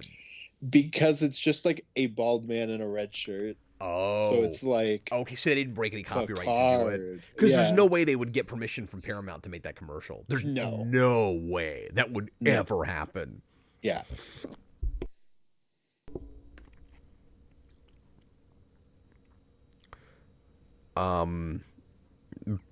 Braden Atkinson says, this is Pepsi Man's origin. The tornadoes sound like Pepsi Man. Imagine taking out the tornadoes and replacing them with Pepsi Man chasing the main characters. You know you'd rather be watching that. I would. I would feel bad for you if I had picked this. But I have someone to blame. Exactly, it's Robert, a man we both loathe. I am glad that he's suffering through it with us, though. That is true. Yeah, and I think he probably could only show up because we were an hour later than we were supposed to be. Oh, okay. Because I know he and John were reviewing an arc of Nightwing. Oh, okay. That's cool. Jason's been going back and reading through Cassandra Cain Batgirl, which is making me want to go back and start that again because I've never finished it. Oh my god, that looks awful. Yeah, he messaged me the other day and was like, hey, what Green Lantern recommendations do you have? I'm trying to get more into American comics. And I was like, sorry, I don't really have any. Like, Rebirth, I guess. Oh, yeah, because I'm not enough of a Green Lantern person. He started reading Core. I didn't know he talked to you about that. Yeah. It's odd that he didn't ask me about it. Because I know more about... Yeah, I probably know slightly more about Green Lantern than you do. It's weird that he went to you and because he just told me the other day he was reading Green Lantern Corps, but I didn't know that he was trying to decide before that what to read. Well, I think he'd already started because he did say that he was reading that. But he must have just assumed that like I know more, like a lot about that. But I'm like, yeah, sorry, that's one of the comic characters I don't know much about. You just inherently look like a Green Lantern fan, I guess. Exactly, yeah. When you're a Red Lantern guy, I so am. This is kind of cool. yeah. The oil tanker, the like half sideways oil tanker. Oh my god. Because that all looked like, when it was practical, I'm not totally sure how they did that. Because it wasn't a miniature. Or at least I don't think it was. Mm-hmm. And so it looked like they tipped one. They somehow like partially tipped one. That was cool. But you see, like, inconsistent. There's some things that look like a lot of effort was put into it. Robert, it's the tornado that killed her dad. Yeah, it's back. And more powerful than before. Why does this tornado hate this woman so much? I don't know. But I think it automatically works better if you go back in and you put in like a traditional slasher movie score. Or the theme to Jaws 4. Oh my god, that, like the revenge shark. That tornado's coming. It's gonna get her. It's coming. But you also have to kill everyone else and make her the surviving girl at the end. And then she has to have the like Jaws take that, you son of a bitch moment. Because just the fact that she is a woman that doesn't want to, feel victimized by the tornado and had, like family taken away from it, immediately makes it feel like a slasher premise. Mm-hmm. Exactly. Look at these stupid villains in their dumb orange jackets. Don't you feel like they could have been completely removed and the movie doesn't lose anything? Yeah, they haven't done anything. Why isn't Carrie always just one of our guys? Because he's awesome. I mean, it's hard enough to get the sensors to get in the tornado that I don't know that you need this extra hurdle, this extra conflict of, oh, and there's these other people that are going to steal our thunder and get to it before we do. Like, I guess if that was your main conflict and it wasn't as hard to get them in the tornado, I would understand why you felt the need to put that in there. Because you need some conflict. You need a difficult hurdle for your protagonist to get over so that everything's not easy. But it kind of just feels like an obligatory addition where it's like, well, these kind of movies have a human antagonist. Mm-hmm. No, of course. You need the jerk guy. Yeah, so they're trying Get to do off this frequency, Bill. This movie kind of feels devoid of any substance. They're also trying to do too much at once. I don't know how that works, but it's like you've got man versus nature, man versus himself, and man versus man all at the same time. And I think you pick two of those, you integrate them really well, and you forget the other one. Oh my god! A leaf on the wind. He's a leaf on the wind. That was ridiculous. And like one of the only good parts of this movie. This is why more people needed to have been killed by the tornado. You needed that in the first act, yeah. Yes. Yeah, there's some fun stuff in this sequence. Oh my god, that explosion looked so bad. Just because it's so crazy. They can't do explosions in this. No. Yeah, that's why you need a therapist, though.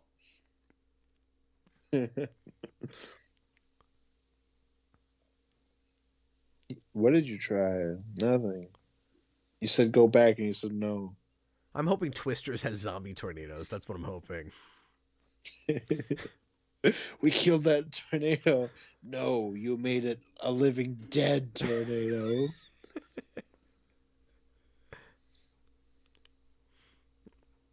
Now that force of nature is a force of nature. Look, it's converting the other tornadoes to zombie tornadoes. They're all coming out of their graves. What would be different about a zombie tornado? Nothing. It's just the same. It's exactly the same. It roars more. It makes the Black Ops zombie. Oh, here we go. Noise. This is my favorite part, Austin. I actually we thought this go. happened earlier in the movie. Hell yeah. Yeah, it's pretty great. I love how it was bookended with a really bad CG effect, but the actual doing it was really cool. No, that looked great. The squeaking bear was awesome. I kind of wish it was 3 more floors. I wish we could have driven through it longer. But yeah, that's the best part. I just think if more of this movie is a roller coaster, you know, you got something. We're back to the Pirates theme, and then there's there's some Jurassic Park there too. Yeah, there's like an electric guitar sting it just did. It was weird. Yeah, like there's some RoboCop in it now. Yeah, let's do that. Let's change it out for the RoboCop theme when the tornado's coming. Are you ready? Dun dun dun dun dun dun dun dun dun dun dun dun dun dun dun dun dun dun. Dead or alive, you're blowing away with me. What would be the difference with a cyborg tornado? Nothing. What if Helen Hunt was like a RoboCop because of the tornado at the beginning? James Egan says, "Did you guys see the director of this crap on MCU movies? No, was he another director that is like those aren't legitimate films?" That's really funny. I mean, he did make Speed, but like even then, like I don't know. What is this score?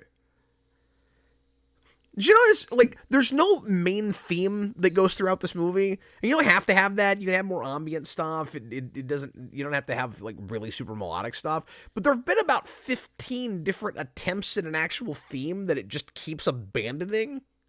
Mm-hmm. So there's, like, Helen Hunt looked like she was trying to use the Force to control the truck. And then Jingle Bells. Yeah. Oh, now the happy chimes. music starting. Yeah, see, now it's working. Oh, I meant to mention this earlier because I caught this the last time I watched part of this movie. Mm-hmm. When they had the red and the blue spheres floating around on the monitors earlier before they actually came together like this, they always looked like a yin yang. Yes. That was the thing I was saying looks like the Mexican flag. Oh, yeah, okay. Or the Pepsi logo, but like green. Maybe they did that on purpose too because they've got Pepsi product placement. But it looked like a yin yang where they're going, oh, see, because like I think they think they're clever with it, where it's like, oh, look, it's hot and cold air together. It's yin and yang. It's yin and yang. We make it look like a yin yang, yeah. And it's the 90s. I wish. Oh, sorry, go ahead. Then we can sell Twister Pogs. Because yin yangs were all over Pogs. Twister's back in Pog form. I wish this movie just ended with them going, yeah, it worked. We can now see the tornado, and then it just cuts to black. Now you got to get that X2 choral music in there. What the hell was that close-up of that horse? I don't know. We keep cutting its head off for some reason. Run, get out of there, horse. So at no point is Helen Hunt going to go, horse. Another horse. Two another horses. horse. I think it was the same horse. They should have spin off with her and Rain Man. Yeah, I don't want another one of these without her in it. It bugs me that she's not going to be in that. Yeah. I mean, it is weird. Like, if you're going to do the weird soft reboot decades later sequel, and she's the like only one left that you would want to bring back, I would think. Yeah. Because you don't have Paxton anymore. Yeah. Yeah, like I could see them bringing back Philip Seymour Hoffman, but obviously he's not around anymore either. Yeah. Not sad. Maybe you can bring back Cameron from Ferris Bueller. Well, I mean, it's been 30 years. Like, everybody's getting old now. Mm-hmm. It's hard for me to imagine the world in 10 years when we lose more people from this period. Like, it's really strange in my brain. Yeah. So 96 was also, with these big disaster blockbusters, the year of the Bills, because it was Bill Paxton and Bill Pullman. Yeah, that is true. And when I was a kid, I was... And two people I get mixed up. I was mixed them up. That's what I was going to say Yeah. when I was a kid. Not in terms of... I get them confused on who's who, but, like, it's one of those naming things, right? Where you want to say one of them and you say the wrong one. It's easy to say the wrong one. Yeah. Yeah, and they're not alike at all, really, in affect or... No, and they're both great. Yeah, absolutely. Yeah.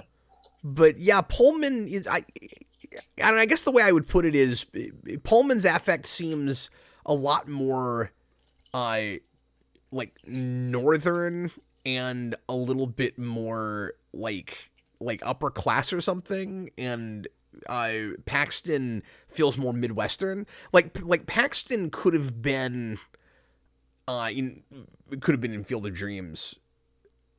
Yeah. You know, he could do those kind of roles. Yeah. And then at the same time, Paxton Schwartz is as big as Pullman's. But that is exactly how I would describe it.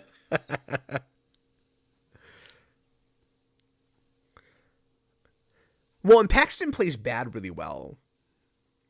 Yeah, I don't know if I've ever seen Pullman do bad.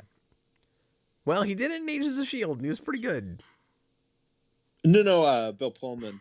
I don't know if I've ever seen him do bad. Oh, yeah. I don't know if I have either. Bill Paxton I have, yeah. He's really good on it. Michael Carter, these characters just ran from the big tornado, which is unrealistic to me. Well, they should have died already like 5 times. Mm-hmm. Well, I can't say 5 times. We've only had 3 set pieces. Now they're dancing in the storm. See, they're riding the storm out. Yeah. That's what should be playing right now. They're literally riding the storm. Oh my god, there's a tornado in the tornado. Yeah. Wait, they're in the eye, so shouldn't it, like, not be as bad? Oh, that's true. They should just be standing there. Yeah. This looks so bad. Well, that's why you have to have the tornado inside of the tornado, where they're in the eye, but if there's another tornado there, then... That's like the alien's mouth within its mouth. Yeah, I don't know how any of that works. Oh, this director also did the remake of The Haunting. Oh my god. Was that pretty bad? Yeah, and it's got some of the worst CGI you'll ever see. So not a great effects director is what we're learning. Yeah, but he can be a really great practical effects director. Well, yeah, absolutely. Well, it's really funny that he did Speed and then he did this, because I don't know. Is this a stupid thing to say, Austin? Maybe he should. And you sort of alluded to this earlier. Maybe he should have approached this more like that movie, where it's more about the actual literal chasing. Yeah, that would have been cool. Keep more of it in cars. Mm-hmm. Some of that tornado stuff in the third act is pretty cool, though. How did those horses live? Well, see, they're not cows, so we care about them more. Oh, okay. See, we laugh at cows in a tornado, but a horse we'd feel really bad about. It's like killing a dog. Like, you can't kill a dog. Mm-hmm. Or an old woman, apparently. Yeah. I'm not sure why that is, though. Even though she's probably going to die soon anyways from diabetes. Oh, I thought you were just going to say, because she's an old woman. Yeah, that's the type of old stuff that you have, like, that gets you.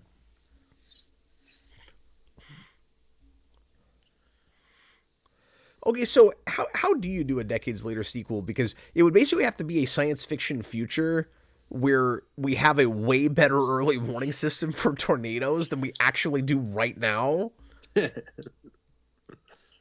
Yeah, I have no idea. Unless in the real world, and I don't know it, we have all the information now that they were trying to get in this movie, and we do have better early warning systems, but it's not like tornadoes don't still ravage towns, so it doesn't feel like we've gotten any better at it. I feel like if you were gonna make another Twister but not include any character from this, you'd maybe just do a different premise. Yeah, but you know they won't do that. No, they won't. This theme, and then here you have an actual theme, but like it goes with a romantic comedy. It's not, or something we did a lot in the 70s and 80s. I guess There's Kathleen Kennedy. Thanks, Kathleen. Thanks, Kathleen. Especially in the 80s, is we would have kind of a sappy, drippy theme like this in a scary slasher movie. Or a thriller where you'd finish it and it's supposed to like add to the kind of creep factor that it's anachronistic on purpose. It just doesn't really go with it. But it doesn't work in this at all. Nope. Da da da da da da da. Like go back to Liar Liar. That has a theme that sounds a lot like that. Do you think it'll be scored like this in the new one? Like they'll go back to some of these classic nostalgia tracks. I sure hope so. I hope Mark Mancina comes back and scores it. Yeah, and I hope that it's even more all over the place. What is this score? It's so bad. Stop. It's not even that it's dated. It's that it's everything. It's just like all I can hear right now is him on an electric guitar in his garage, just kind of like bumming around a little bit. No, stop it! You're embarrassing yourself. Stop. Mark Mancina, stop. There was music supervision. No, he did not do his job. The music supervisor should not be paid for this movie. There was 2 of them, and one was named Bud Carr. Wow, yeah. That's not a name. If it wasn't adult supervision, clearly, because that guy needed to be held back. Oh, apparently we're making fun of Van Halen. Oh, okay. Well, but it just doesn't go with this. Like, no, it doesn't. This is really weird. Yeah, I don't really care what this is. It just didn't it didn't connect with what we were listening to at all. I don't know. And I'm also not the biggest fan of Van Halen too, so that also doesn't shock me. I love how Michael Carter said that, because I don't know Van Halen really. He said a song called "Respect the Wind," and I'm sitting here being like really disrespectful to "Respect the Wind." Yeah, we're being real a-holes. That's all right. This song's really cool. Yeah, it just doesn't go with this. I don't know. No. James Egan says that we should do a top 10 comic book writers and artists video. Yeah, I mean, I feel like I've answered that question a lot on the Captain Logan show, and I don't know if I'd have much to add or it would be, any different now. But I mean, you haven't done it, but that is true. Now it's Halloween 2018.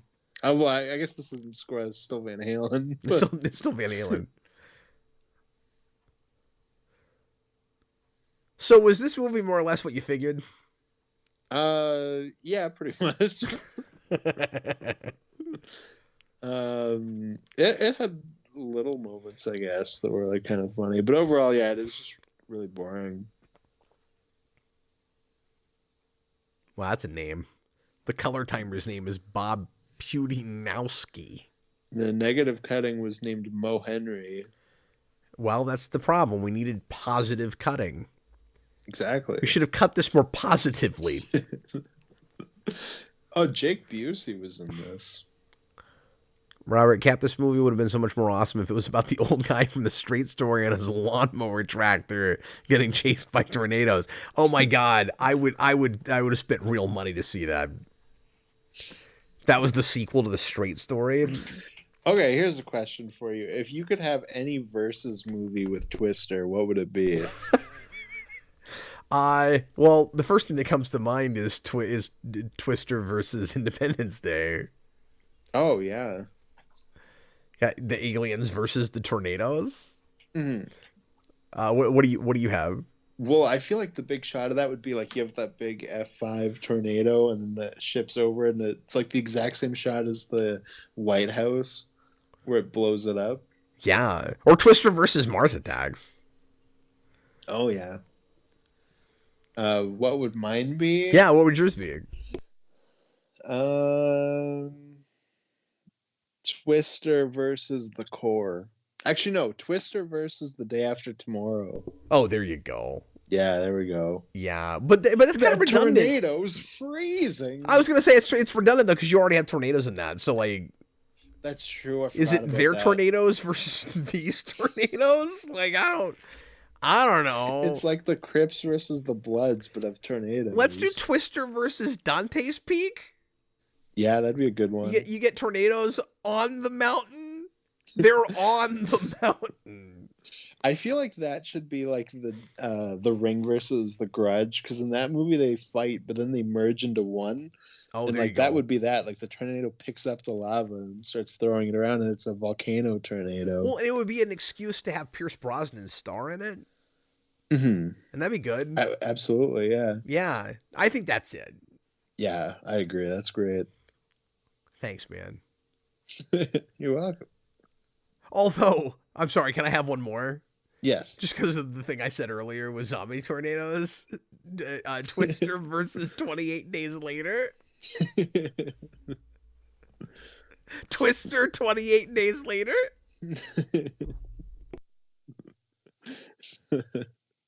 Night of the Living Tornado also would be good. That's just a great title.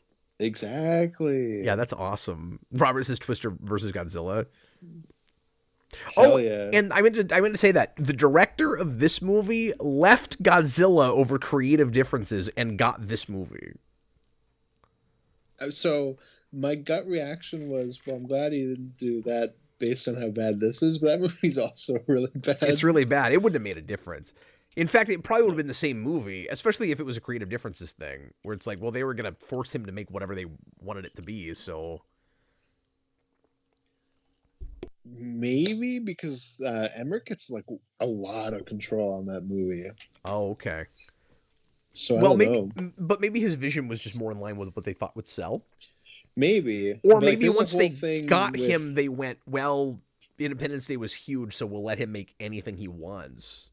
Yeah, I think it's probably more that, from what I remember. Like, I think, if I remember correctly, Toho, they had to have, like, final approval on the design, and they were shown it, and they were like, oh my god. But at the same time, they were like, well, we can't say no, because, like, we want that Independence Day money, and if he leaves, like, this might not happen. Did that movie technically bomb? Because, like, we think of it as a giant failure because everybody hates it, but... No, I think it made money, because they were talking about making a sequel for a while. And I think they got, like, into development on a sequel. Oh, okay. Just look it up. I was just... No, I'm doing that right now. I was just going to look up the box office. I don't know if it did, like, amazingly. There's too many movies named Godzilla. Yeah. $379 on a $150 million budget, so... It's not amazing. Not amazing. Like, it made its money back and then some a little bit, maybe. Yeah. But then everyone hated it, so like...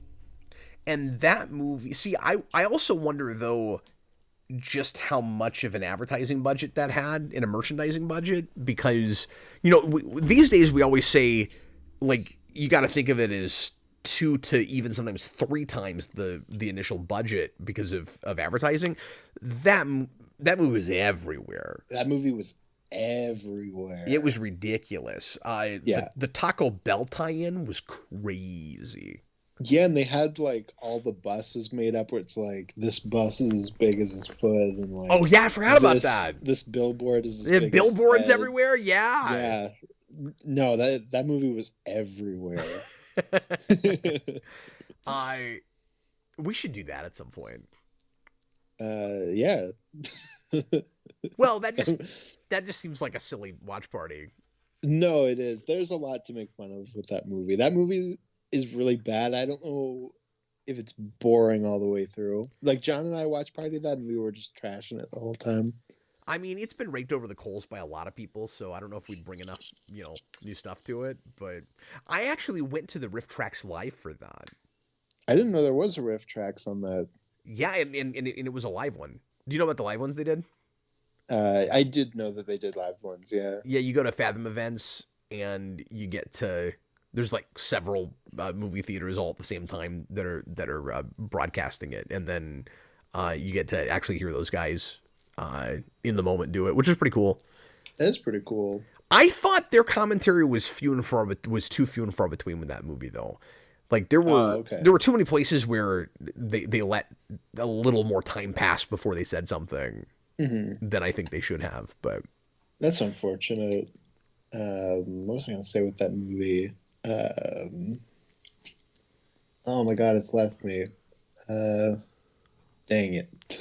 Matthew Bay says we should do Independence Day.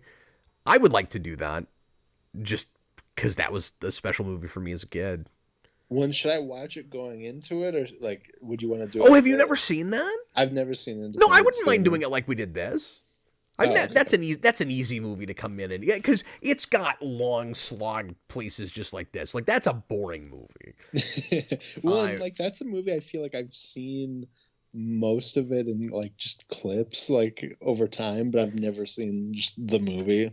But it's also got a better sense of urgency when like toward the beginning.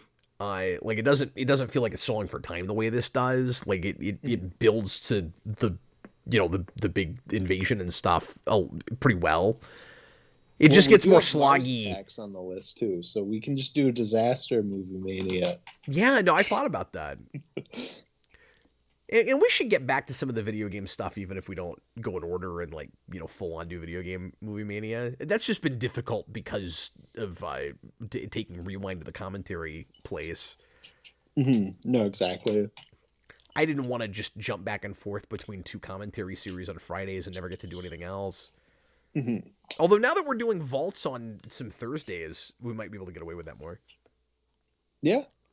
Yeah, at least more often. Because there's also just other commentary stuff I know we want to do. Yeah, we've got a ton of them. Oh, yeah. We'll never run out of material. But that's ridiculous. That would be the way to do that. I would suggest doing it around July 4th if I wasn't going to be out of town. Oh, yeah. That's coming up. That's in like 2 weeks. Yeah. Or maybe we can do it the first week back. Yeah, we can talk about it. It's not a bad idea. Yeah. I'm not promising that, but it's not a bad idea. We can do a double feature, Mars Attacks and Independence Day. Dan's Den says Will Smith's Magnetism too. Well, yeah, because I'll say this has a good cast, but Independence Day had like a couple of big stars then that I think were part of why that movie was so big. That movie's got a crazy cast. Because Will Smith's having a moment right then, and then you've got Jeff Goldblum. Checkmate. And Jurassic Park, really put him on the map. Yeah. And then, we were talking about Lost World earlier. That's the very next year after this. So he's got 2 big movies in a row like that. Yeah, that's true, yeah. Well, anyway, folks, thanks a bunch for watching. Teddy says, like, who's really nostalgic enough for this to get a sequel? And, like, Beetlejuice I get, but Twister? No, it's nuts. You're scraping the bottom of the barrel. Like, yeah, you absolutely were. Because, like, yes, this movie made a lot of money back then, but it felt weird to do an Independence Day sequel 20 years later. But 30 is even weirder. Like, it's been so long. Who's the audience for it? Like, well, that's probably going to go the way of Independence Day 2, right? But like, there's also a part of me that thinks it could be a big success suddenly, like, or surprisingly, like a Top Gun Maverick.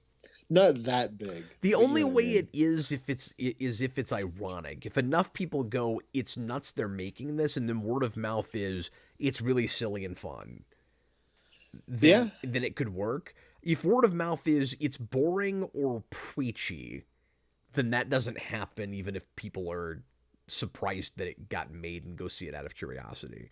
So it could have a bigger opening weekend than anybody expects and then nothing after that. No, it is possible. But it also sounds like a streaming movie. It doesn't seem like a thing you'd put in the theater now. Yeah, just dump it on Netflix.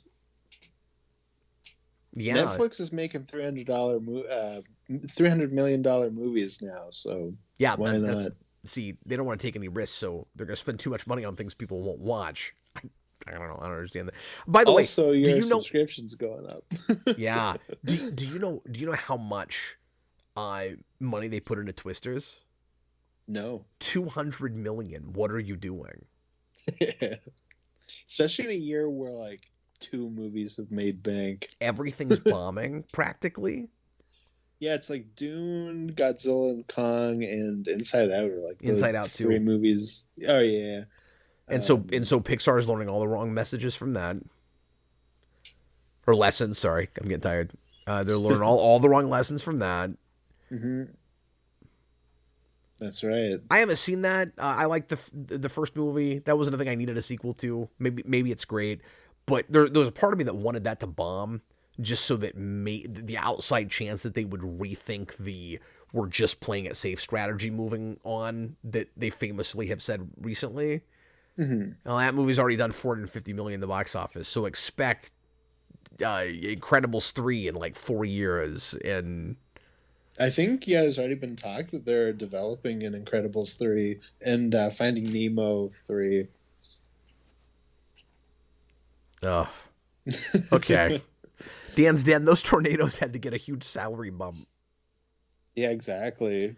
Thomas Lowe says instant flop with such a high budget. Yeah, if they made that, and you look at this movie, you think about the concept of this, and especially where we're at now with CG, and like, yeah, I would love to see all of that money on the screen, and like, the tornado effects are amazing and look a lot better than they did 30 years ago. But I also have seen a lot of movies with that kind of budget that look as bad as this made recently. Or as bad as the things that don't look great in this movie, I should say, because like we said, it's inconsistent. There's some good practical stuff. It just seems to me like if you made it, I don't know, 80 or 90 million, you've maybe got a shot. Like set your sights to, we're hoping to make like maybe 250 at the box office. Okay. You say 200, that means they think the Twister sequel can do 600 30 years later. That's crazy. Well, especially in like today's modern climate where disaster movies are non-existent. Yeah, it's not even a genre that people Roland go to anymore. Emmerich himself tried to bring it back and it died. Yeah. That Moonfall movie. Well, you know what I would have predicted if Twister was even on my radar as a thing that you bring back, and it should have been because we do this with everything with brand recognition, but I would have thought a like Netflix or Amazon or something like that series. This seems like the kind of thing that you come back and you do like a 10-episode season with. Like how Kevin Bacon was going to come back and do a Tremors show. Well, there was a Tremors show. With, was there? Yeah. Yeah, Sci-Fi Channel did it. Oh, okay. And I it guess wasn't it's anybody from those movies, but there was, in fact, a Tremors show. That's part of what made me think of that. Yeah. Oh, okay. So not the exact one I was thinking of, but still, yeah. Yeah. No, I didn't know that. But that yeah, I think he was really excited to do it, too. That is and then it fell apart. The precedent that I was thinking of when I said that, though, was in fact Tremors. That's really funny. Teddy just put in a $20 super chat. I appreciate that, man. Thanks a ton for the wow, support. thanks. He says, now I'm just imagining one guy, just one, going, Twisters! Yeah! I've been waiting my whole life! Woo! Come on, Sarah, my beautiful wife. Let's get our Twister shirts out of the attic. Yes! Out of the attic? Yeah. And Our then shirts are in the attic. And then he was like, "Hey, well, no, because his Twister shirt is in the attic." What's it addicted to? It's in the addict. Oh, in the addict. That's what he wrote. Oh, sorry. We got to get him out of the attic. I just heard you say it, so I was like, "Oh yeah, in the attic." Yeah, I'm gonna be grammar police even at a $20 super chat. Apologies. And then he was like, "Come on, kids, we're gonna go watch Twister," and they're like, "This movie's boring. I want to watch TikToks with Subway Surfers played over it." Yeah, okay, but you were bored enough. You'd still even rather watch that. Yeah. Maybe not. I don't know. I'd probably just go do something else. Go to sleep. He just wants to watch whatever that black and white movie was that we never. Yeah. Well, later on, it cut back to it. And someone was playing a guitar, so they were it was definitely a music video. Teddy said, "Cap, I gave you money. Stop this." Cap, what have you done?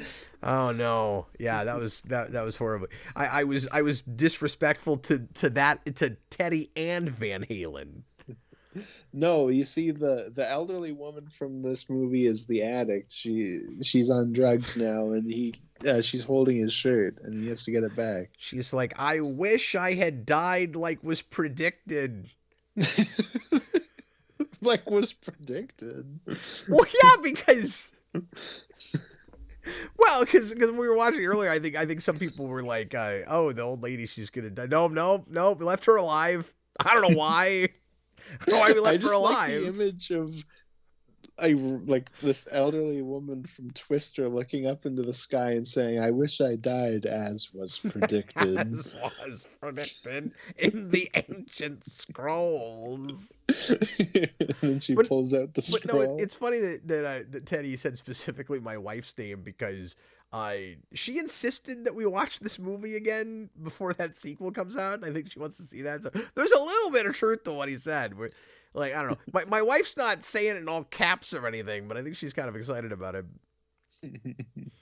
She thinks this is a better movie than I do. I don't really understand that, but yeah, I don't know. Women.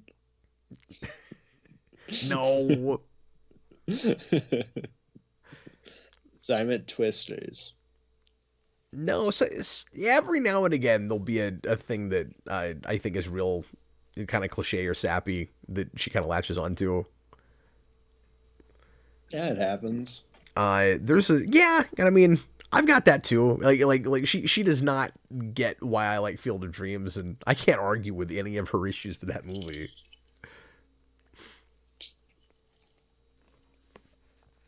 No, I didn't know she didn't like Field of Dreams. I just assumed because you two are together that she also liked Field of Dreams.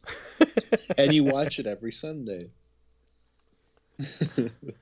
That's a fair assumption. And I don't know a lot of people that don't like that movie, but well, that's a movie I thought was going to be boring when you showed it to me, because I was like, it's just a movie about some guy building a baseball diamond. Yeah.